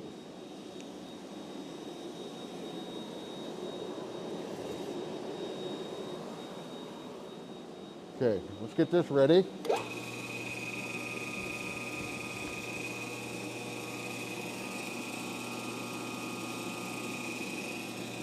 Oh, and I forgot. I saw Paul's comment about Monday. Monday should be fine for me, I think. Might even be warmer. I got not one, but 2 pair of wool socks on right now. One is like the really thick ones, and my feet are still cold. I don't like it. I don't. Wrong camera.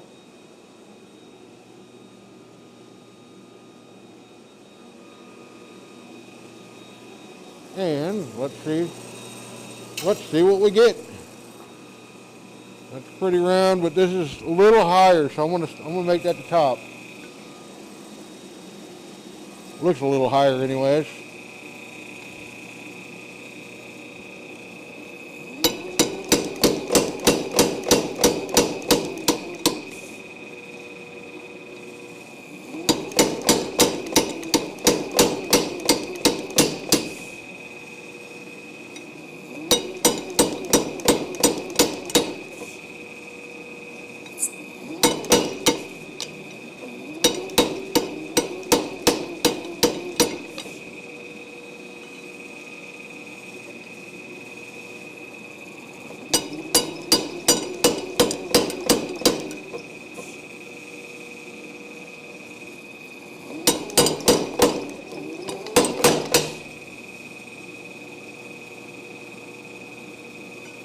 Doesn't look too bad. It kicked off a little bit, but I can fix that.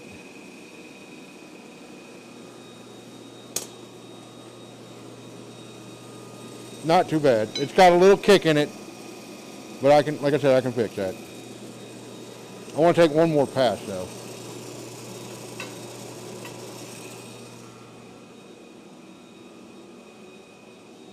Yeah, OBS is totally a pain. I mean, it's cool. What's the other one? Streamlab? That one's pretty cool. It makes things a little easier. But yeah, OBS is, if you keep it simple, it's not too bad, but it's like anything else, I guess.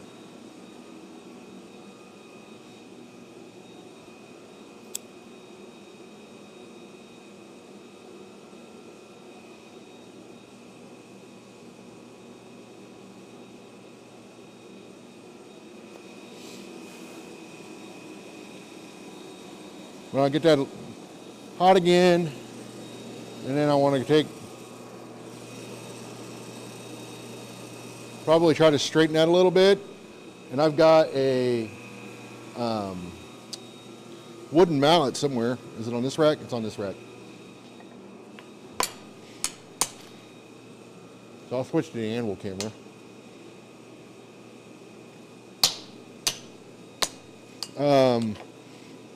Currently streaming to Facebook, YouTube, and Twitch.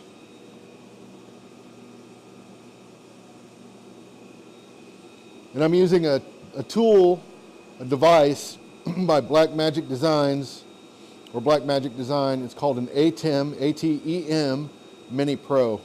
I think it was the cheapest one they had, which was not that cheap, but still cheap enough. But I knew if I didn't get something like that tool, I would never do this. So, like I said, I got a big wooden mallet, and I got a swage block. Oh, if I can pick it up.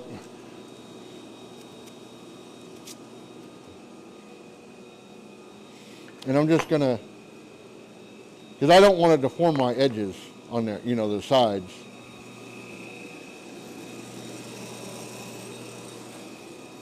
All right. I'm just going to try and straighten it in here.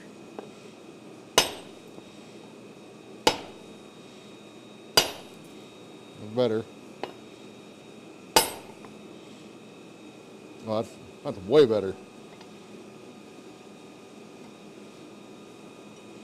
Yeah.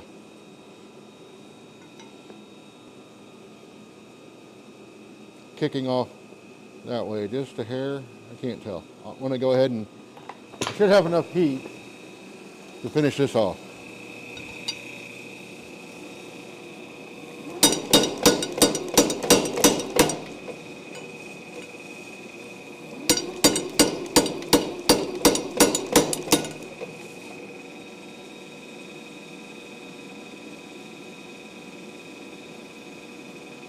That, I think I'm going to leave that alone. I'm going to straighten it one more time. It kicked out a little bit, not as bad, but I'm going to leave that alone. I'm going to cut it off.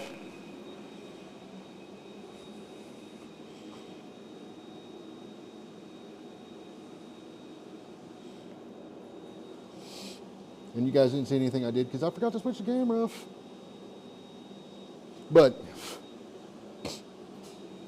I'm gonna come back out here with the wooden mallet and just straighten that up again.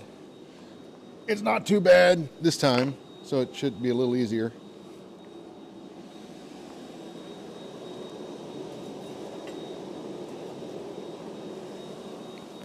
And then I'll cut it off and then go from there. Oh, God damn it, power hammer camera.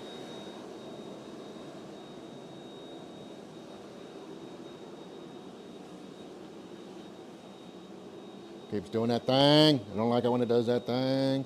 I see a text message I need to look at. Okay. Okay. All right, that should be hot enough. So it kicked that way just a little bit. I'm just going to try and straighten that up.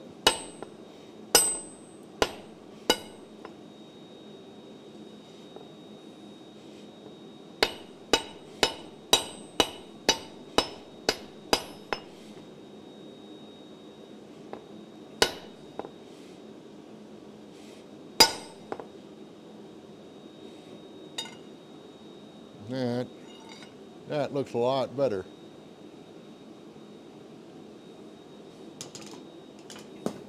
I think I have enough heat to mark it.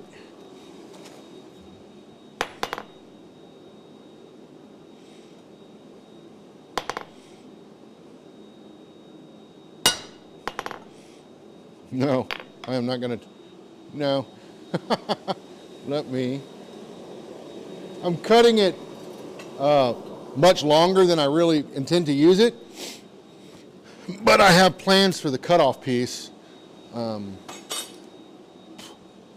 I'll cut those with a cutoff disc on an angle grinder. Once I want to cut it the way it is now on the hot cut, and then I'll take it and then finish it, but you guys won't see all of that. But this will be, once I'm done, I hope, will be a hammer eye punch for the power hammer. And maybe, just maybe, I'll go find a piece and then try it out and see how it works. We'll see. If I don't do it tonight, I'll definitely take it for a ride tomorrow.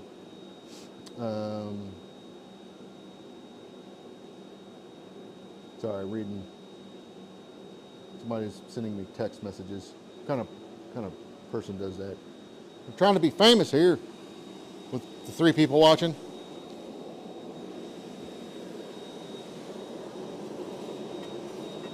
And this is H13.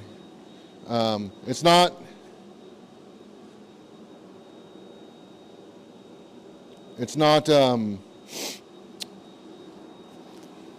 It's not something I would use I would never strike H13 with a hand hammer or a sledgehammer or a power hammer raw. So what I'm going to do is I'm going to cut it off, and then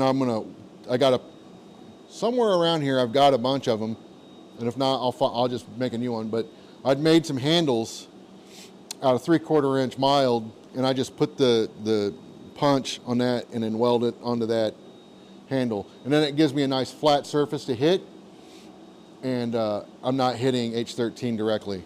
H13 will chip, and it will chip bad. It does not like being hit. It will work harden. It's going to air harden anyways, but it will work harden and chip out. There are data sheets on the internet that talk about the failure rate. So it's just something to be, if you're going to use it as a hand tool, which I do not recommend, please always just make sure you're being mindful of that struck end.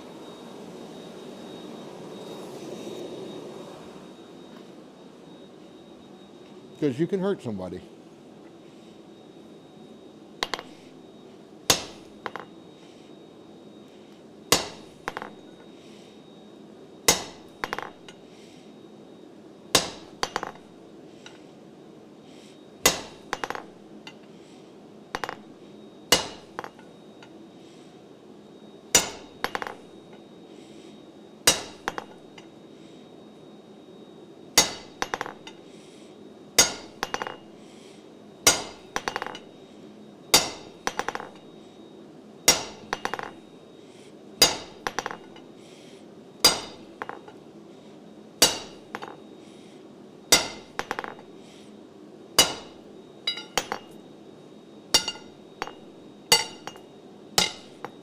Hi-ya, that skill got me.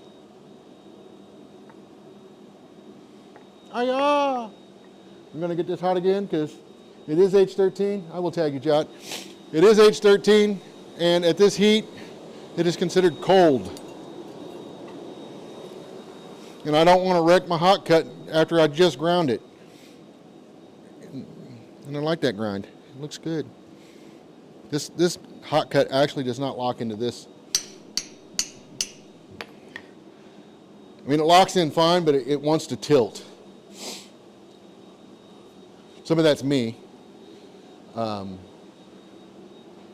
it just doesn't. I need to make a new, I need to make one. I haven't made one of these in a long time.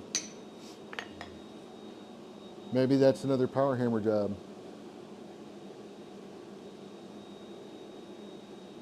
It's got a slight burr. I would normally remove, but I don't know where my hockey puck is. It'll be fine. It'll all be fine. I'm gonna get over here and get a drink.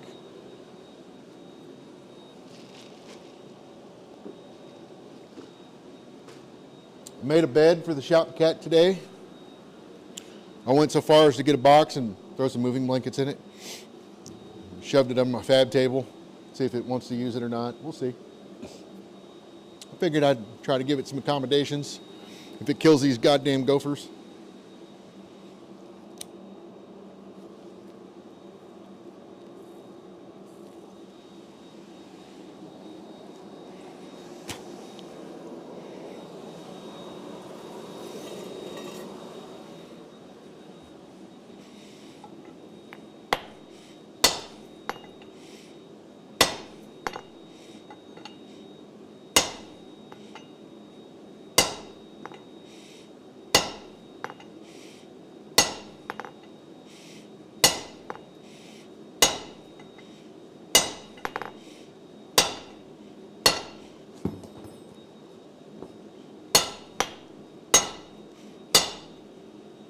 You guys see that?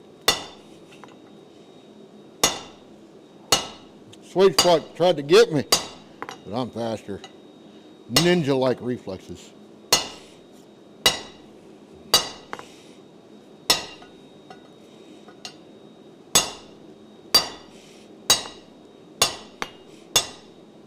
I don't want this to shear off, so I'm going to put it back in the fire one more time. Last time I went too far and I let it get cold while I was doing that, and it sheared off. This piece I do not want it shearing off. So, I don't know. 2 hours. I've been doing this for 2 hours and haven't made a damn thing. I made a mess. I cleaned up a little bit of mess. I think I'm gonna clean this off tonight. Because I'd like to use my coal. I bought a bag of that anthracite. Actually, it was fine. With an electric blower, it's fine. It got plenty hot. No doubts about that at all. I'm gonna come over here and hit this power hammer button, camera button thing, so I don't forget. I have to hire somebody to stand there and hit that button every once in a while. I don't know what the battery life on my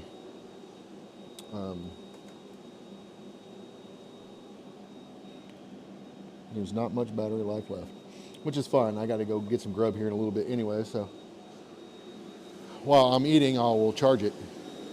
And then I'll come back out and maybe I'll actually do something productive. Highly unlikely.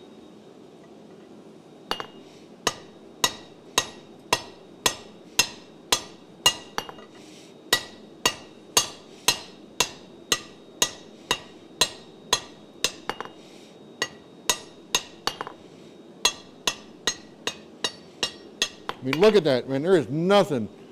Literally almost nothing holding this thing on there. Look at that damn thing. That's crazy. That's how tough this stuff is.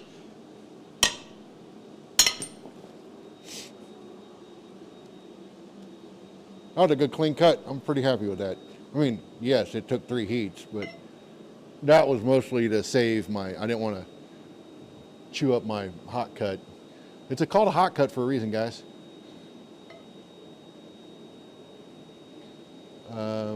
But yeah, that's a pretty good cut to center, if I don't say so myself.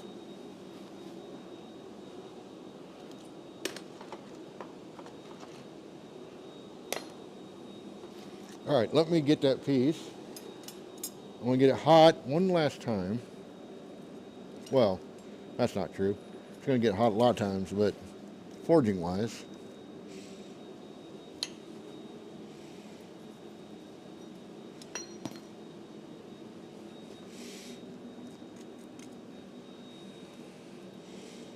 I don't know how well that comes through, but find a pair of tongs that actually hold that okay.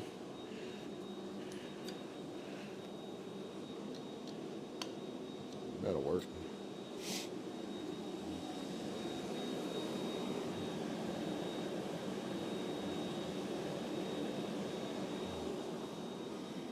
Now, mind you, it's going to get cut probably. I'll keep 2/3 of the punch end, so it'll only be about, I don't know, about that long when I'm done with it. It's got to be long enough that it'll obviously clear a 2-inch billet, so it technically only needs to be about 1.25 inches tops.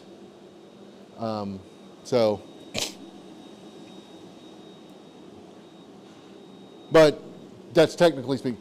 In order to actually get through there, though, you want to go as far down into a billet as you can. So I'm going to try to keep that close to 2 inches if I can. That's the goal, anyways. Now are they texting me? Stop. Leave me alone. I'm being productive here. There's my brush. What I need.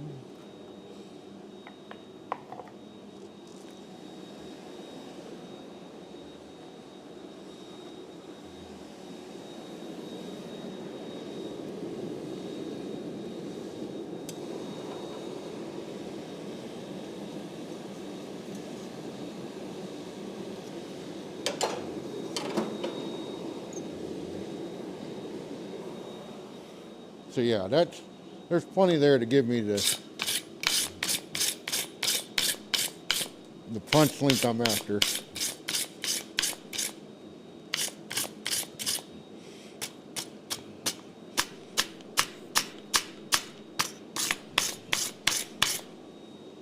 that piece of scale is pretty stubborn.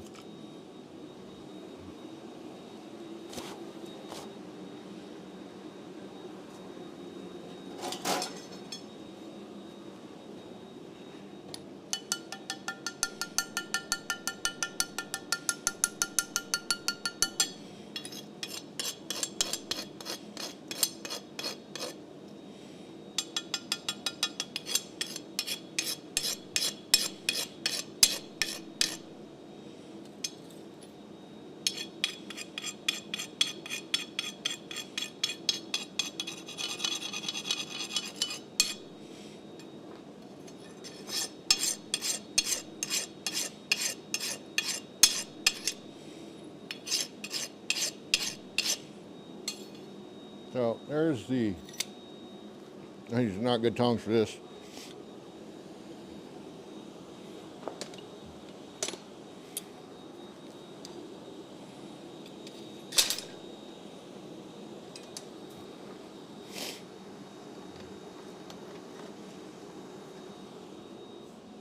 So this will get cut.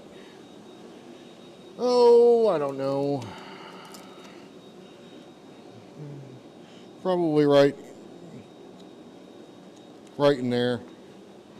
Maybe a little lower. Oh, I'm showing the wrong camera. Dum-dum.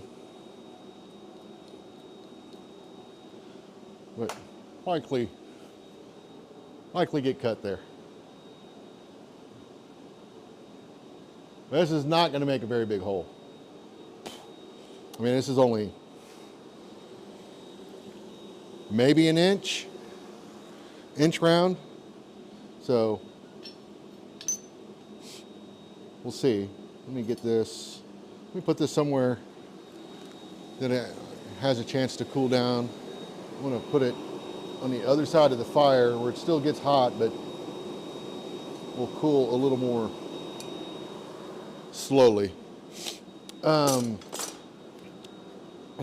think it's only, hell, it might only be 7/8. Yeah, it's only 7/8.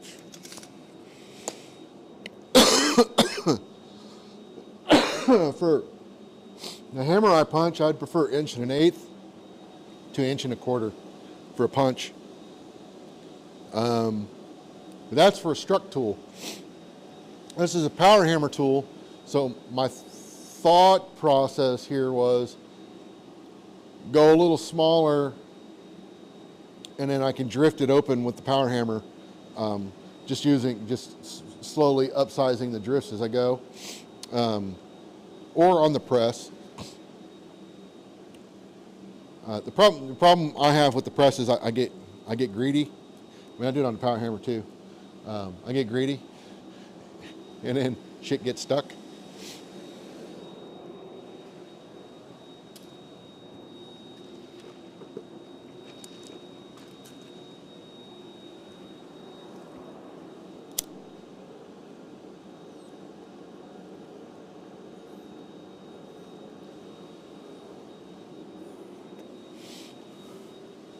I have a bigger piece here. I think it's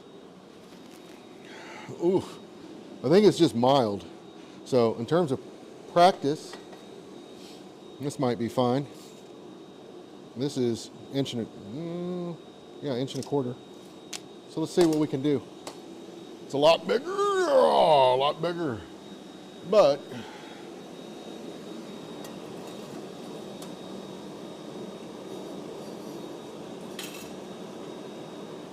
if I'm going to practice on that. No dangs that I can feel, but that burr is still there.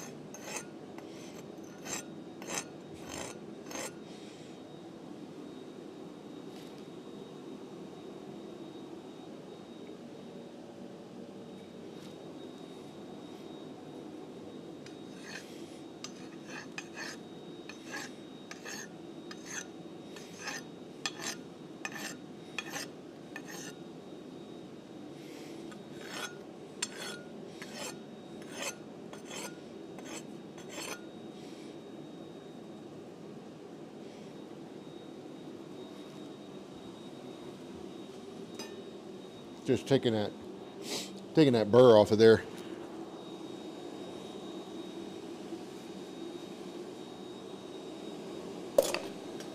I will forge it on the flats, and then you'll see why it's not my preferred method for me. All right, get that back. Get that back.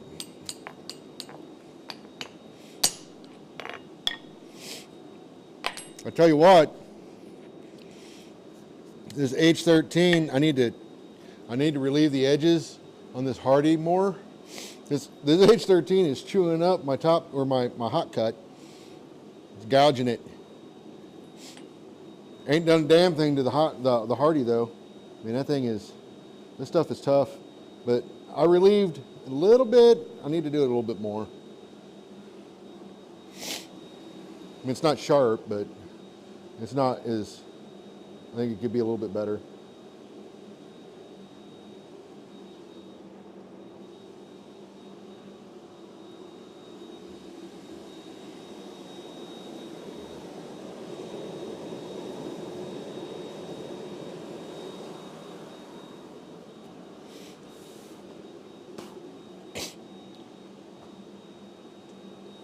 So we got time, because that's an inch and a quarter. It's going to take it a minute to get hot.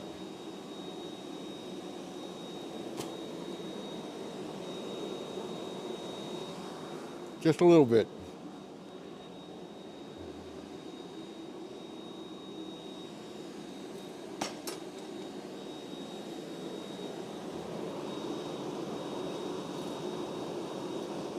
I'll show off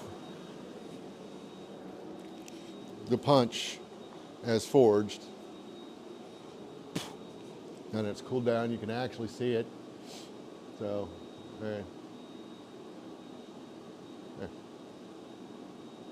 Like I said, it's pretty small, but I wanted it small. I'm gonna cut it, it's long, but I'm gonna cut it off. And then, if this works out okay,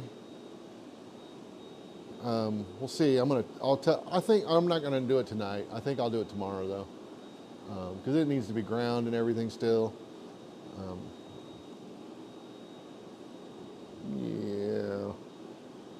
I was gonna see if I could get away with not grinding it, but no, that needs to be ground.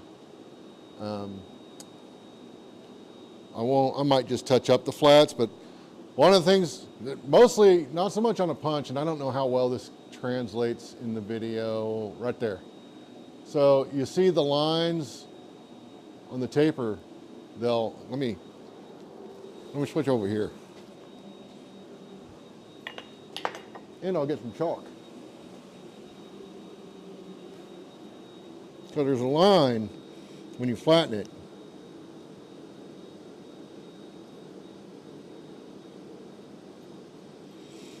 And you want that line, I don't know how well you can see that line. Trying to get this in frame. But you want that line to stay consistent down the length of the taper. It's just got to be 3/4 inch by 1/4 inch flat bar jot for the handle. That's what I'm gonna weld it to. Let me switch to this camera, it might show up better now. But I traced the line, and it's really hard to see though. I'll try it again.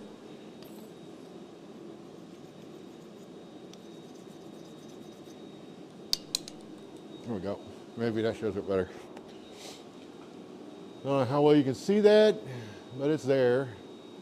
But you want that line to stay consistent down the length of the taper. You don't want it, this is more important on a drift, by the way, than it is on the punch. It's still kind of important on a punch, but not as important. But you don't want that line waving in and out. You don't want that. You want it to stay consistent and taper with the rest of it all the way. If it tapers, if that line comes in, what's that telling you is that where it came in didn't get pushed out as far as everything else did, and you should go back and fix that. If you don't, what can happen is, as you're drifting your hammer and forging, you got to remember that that is essentially an anvil inside your hammer eye or top tool eye, whatever. And if it's doing that, especially if it's doing it a lot, that can translate into stair stepping inside of your eye, which is not good. Where are we at with this bad boy? Nowhere near where we need to be, but getting close. But yeah, it's not nearly as important on the punch. It's still important, but I don't think it's as important. The same with like your drift. It's not a big deal on the short end of your drift. I mean, if you're going to drift past that, but just something to think about, you know.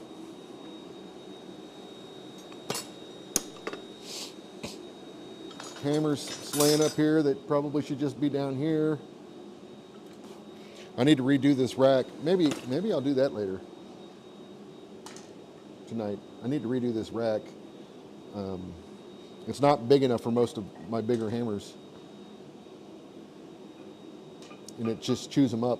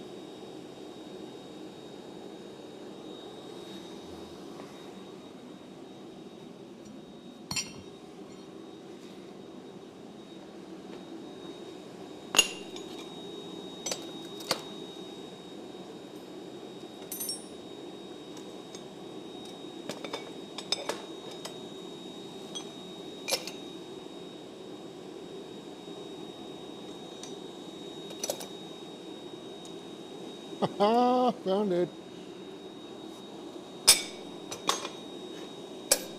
Looking for a bigger fuller the other night, and I couldn't find it. And I was like, I know I had one. Yeah, I did. It's right there. I did. It's right there. That's probably good now. I'm just, while I'm sitting here remembering, just starting to put things away.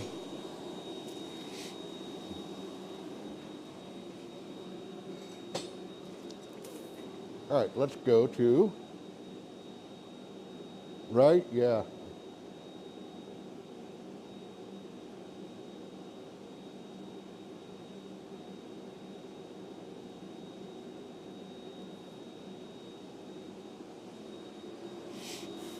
Rivet the punch to the tool.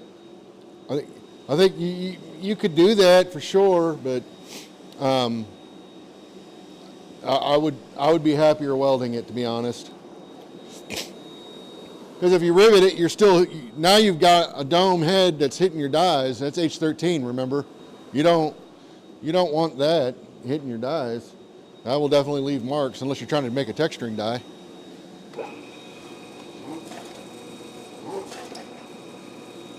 All right, I better get another glove.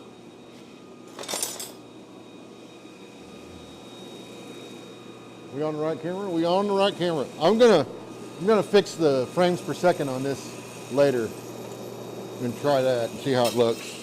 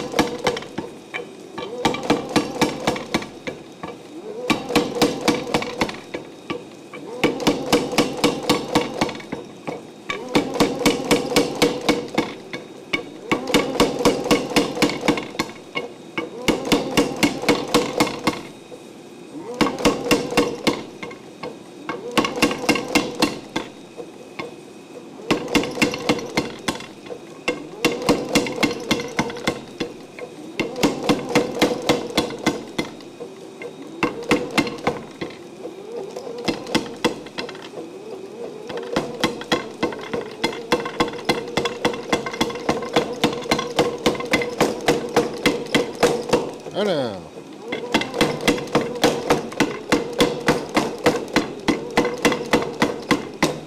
That's called get it hot.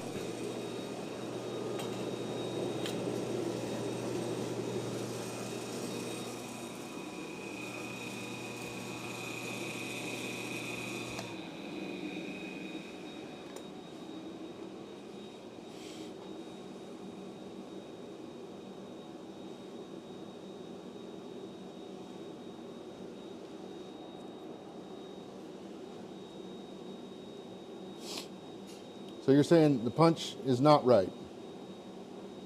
What's wrong with the punch?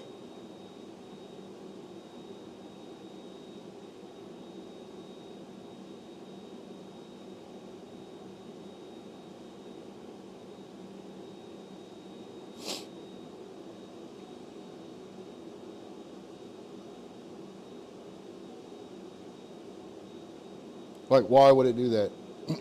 I don't know. I'm asking because I don't know.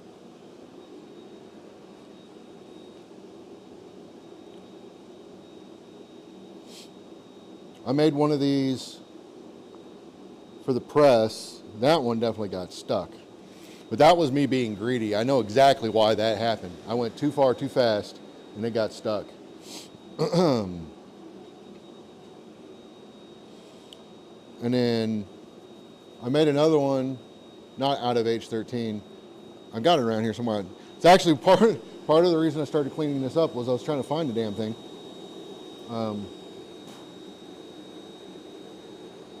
It's around here. It's around here. It's somewhere. I know what it is. I'll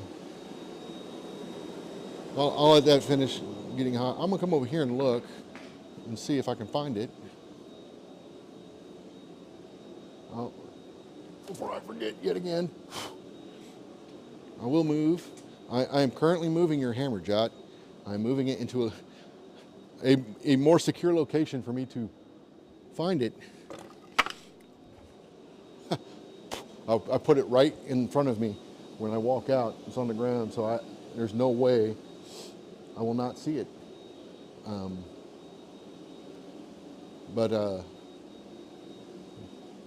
I got that tool. I got a punch tool somewhere. Here it is. So this is what I used. I'll show you. I'll bring it over. This one, it needs to be reground. It's seen some stuff in its life. But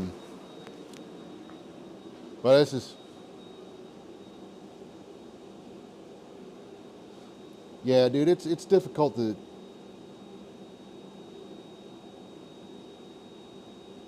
Oh, okay, yeah. I got you now. I'm following. I follow you, man. This is what I use. As you can see, it's received a bit of a bend, but I mean I got it this way.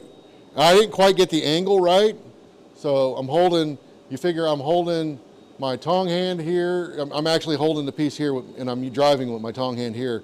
I did that backwards. I would much rather.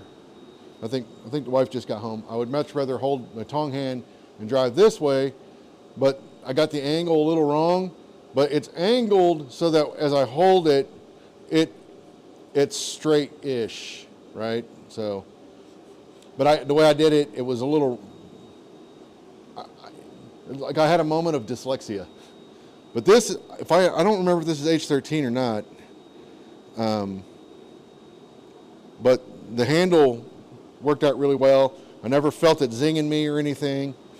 I just didn't get the angle quite the way I'd like it.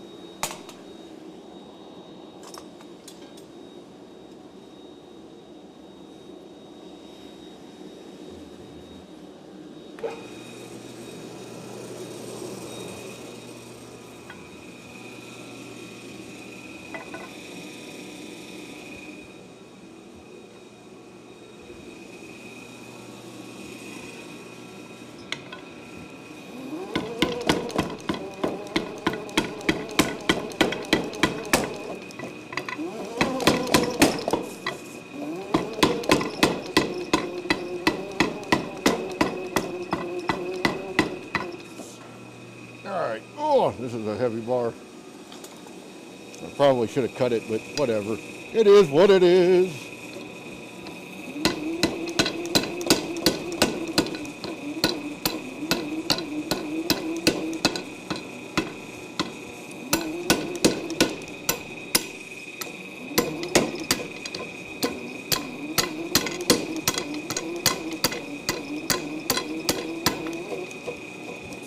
All right. It's getting there. It's such a heavy bar, though. I mean, this thing is, I don't know if you guys saw this thing. I could probably stand to cut it down.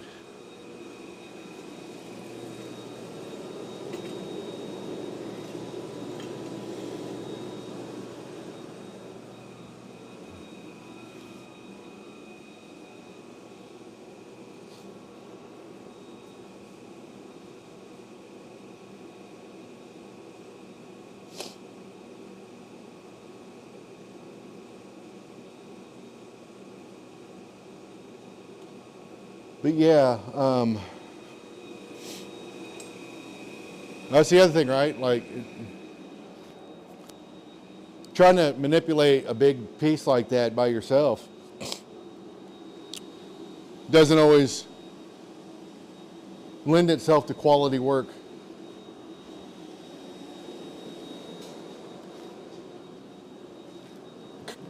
Cutting that down make that a whole lot easier to manage. I just don't know if I have tongs that'll hold that.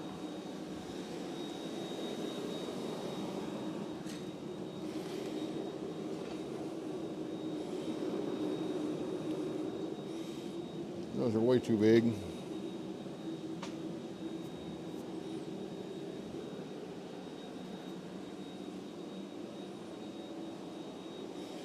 These are a bit small. Yeah. I don't know if my Pinkston tongs will hold it. We can try.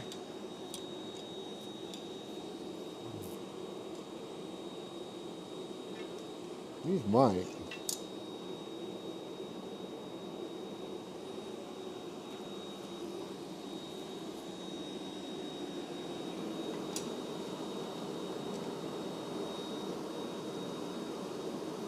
They won't hold it well. I'll leave them out. We'll see how Jonathan's do. A little too big for Jonathan's tongs.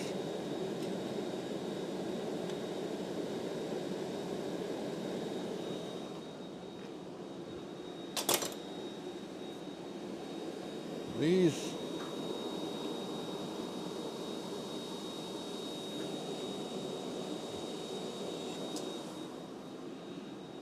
we'll see. We'll give it a go.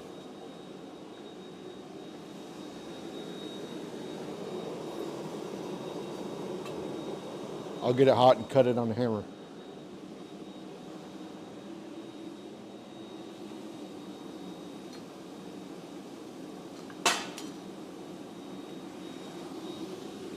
Arg!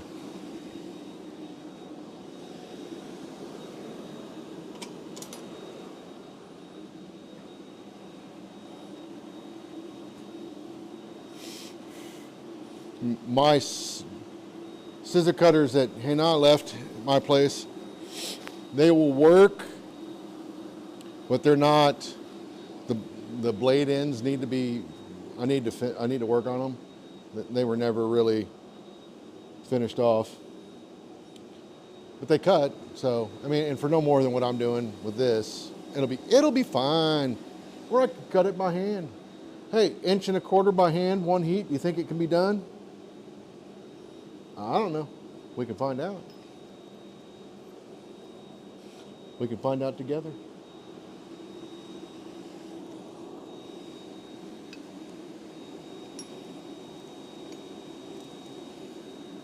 Is this really H13?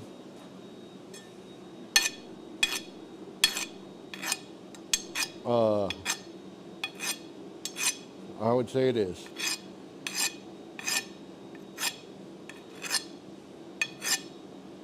Yeah, it ain't doing nothing but scraping off scale.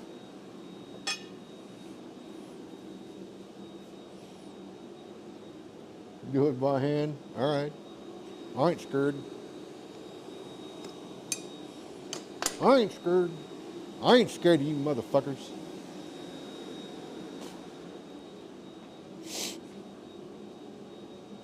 I need to have a. Oh, damn. Didn't Bernie Mac on his Def Comedy Jam, he'd always say that, I ain't scared of you motherfuckers. And then he'd be like, he'd point up to the DJ guy, and the dude would just start playing some beats or something. Like in between everything. I need to do that. That's what I need to do. I need to get one of those, cue up music, and then I can do that. Point to that. I have a little camera that when it sees me do that, it'll just start playing a beat. Maybe like Rain in Blood. Tum, tum, tum.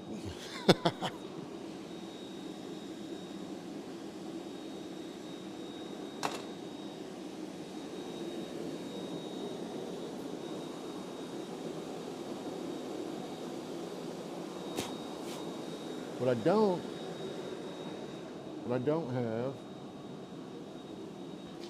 is, oh yeah, I do. Never mind. Never mind.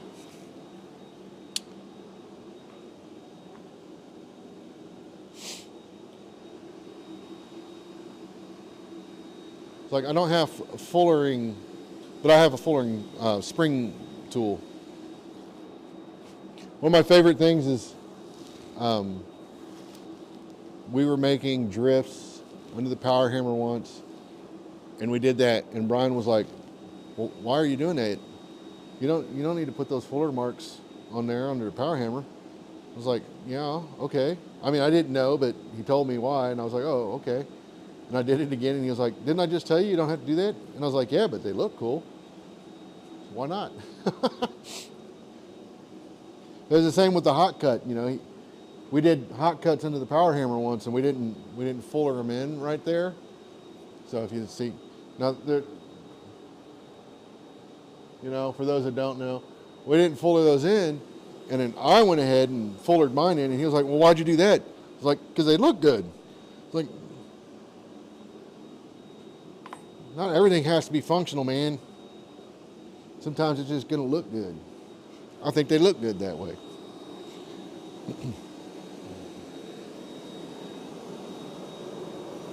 I mean, if I have any hopes of cutting this in one heat, I need this hot. At which point, at its current state, it is not. So, it's gonna take a minute. I don't know that I can cut this in one heat, to be honest. 1.25 inches, that's a tall order.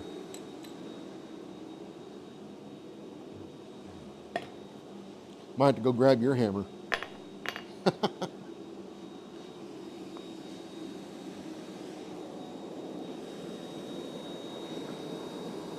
It's close though, it's getting close.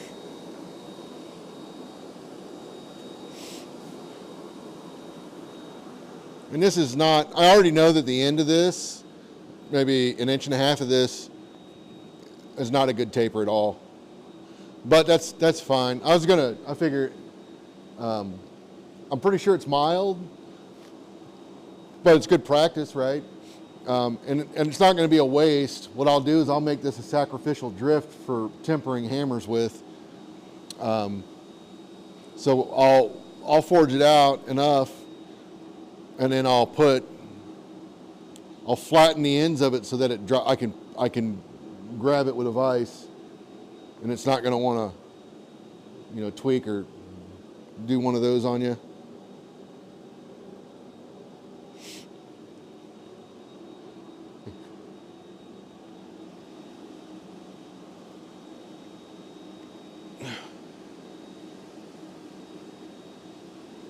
I mean, the way I look at it on the fullering of those tools under a power hammer, yeah, the power hammer's got the power to do it, and you don't need to do that, I guess. But even then, if you can make it, that's only going to take a couple of hits under a power hammer to put those fuller marks in, and wouldn't that by default make that even easier to forge, in theory? So, the way I look at it, get this up, so I don't have to do it later. And then that should be enough heat. Oh, my lordy. I don't think there's enough heat here to get through it in one heat. We'll see. I think that's enough.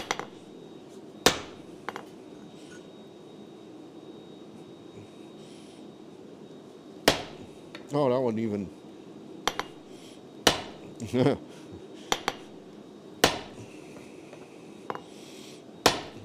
I still want as good a cut as I can get.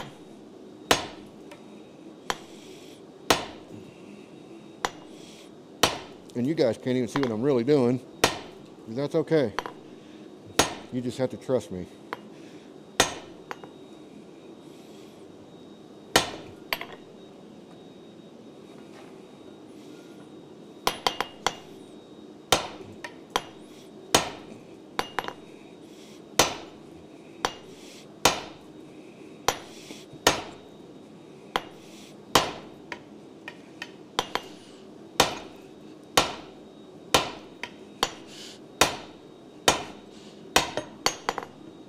There's a lot of bar to manage, man.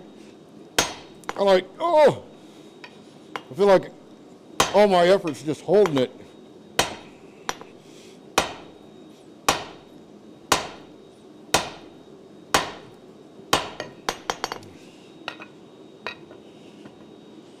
All right, yeah, I'm not getting through this in one heat. But I got a good mark, so I think I can do it in the next heat.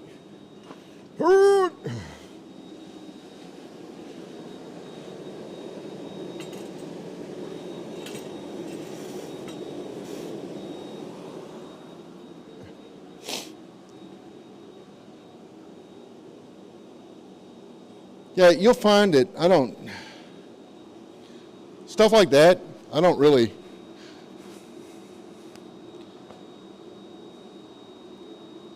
I will say, I think if it had been hotter, I would have stood much better chance. But as soon as I pulled it out and I saw how hot it, I was like, oh, yeah.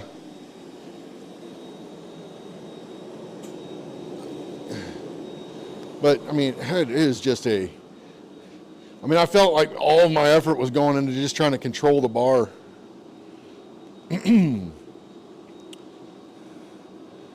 I think I can get through it in the next heat. 2 heats, 1 1/4 inch. There ain't no shame in that, is there? I think it's 1 1/4 inch. Did I check it? I don't remember.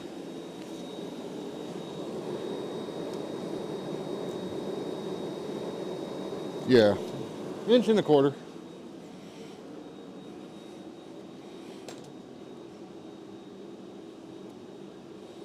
If you can bring that thing out like at a forge welding heat, you can get through that in one heat.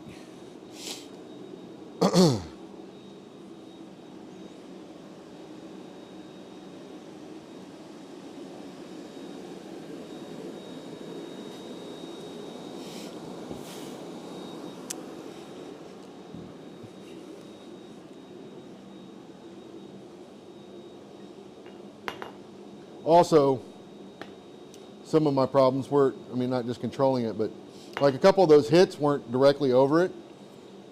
Let me switch to the other camera. Some of my hits were not directly over the hot cut, so I wasn't here where I should have been. Like some of them were over here, and some were over, off. And a good way, this is like a tip, I guess you could say. Anytime your bar, well, not anytime, but a lot of times, if you hit when you're cutting and your bar is bending, you're not hitting directly over your hot cut. You're hitting to one side or the other. Another thing that can cause that, obviously, is not holding the piece level. It can cause it to bend, but typically, even then, as long as you're hitting centered on a hot cut like this, if you're not holding level, what it's going to do is it's going to shift the cut one way or the other. So you'll get more flat on one side and more bevel on the other side, depending on which way you're leaning it. So if you're sitting high, right, you're more likely to create a straight cut on this end than this end. And if you're holding low, you're going to get more of a bevel on this end and more straight on this end. So, but yeah, if you bend it, you likely hit way over here. That's the other reason a round face when you're hot cutting is, even though you're not perfectly on, you're still getting, you know, it's not, doing that with a flat face would be not so good. Not that you can't do it. And if you're gonna, if you're one of those people that's insistent on using a flat-faced hammer, use a smaller flat face than this to do that with.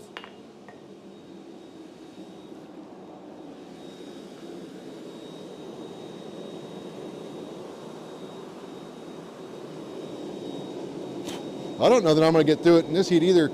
I'm looking at the color of the forge and I'm looking at the color of the material, and they're about the same. So again, that tank I know is getting low, so that could be part of the problem. I could just be very impatient. That could be the other part of the problem. Probably more likely than not. On air for 2 hours and 48 minutes. I'll be back out later. When I go in, I'm gonna get something to eat. I think my wife is either home or close to being home. So I'm gonna cut through this and then probably cut this and then let my microphones charge up because they're about to die. Charging stuff. It's that or have a wire hanging off my ass.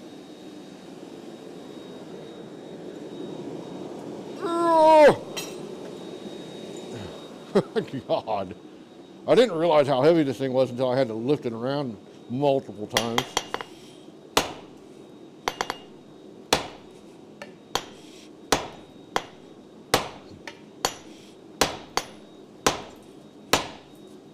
Well, it's scale coming off this bad boy. Woo!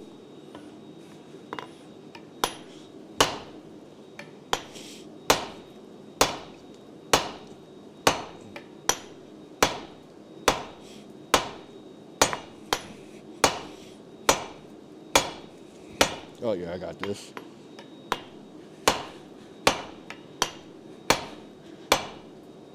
And this bar is hot too.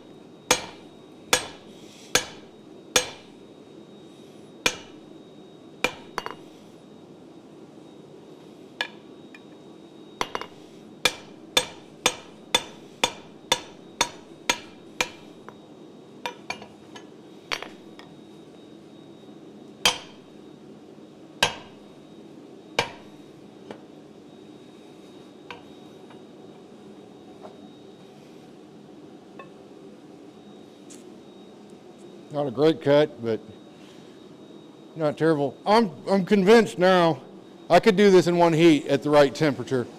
Let it come out much hotter. Yeah. It would have been a lot easier if I had like half of this bar to work with. But yeah, I'm convinced I could have done it. I'll make that a coal challenge though. We'll see how well this works. I don't know. I don't have high hopes for these tongs. Oh, I'm gonna wrap this up. I will finish that later tonight. I'll come back out for sure. Until then, I will catch you guys later.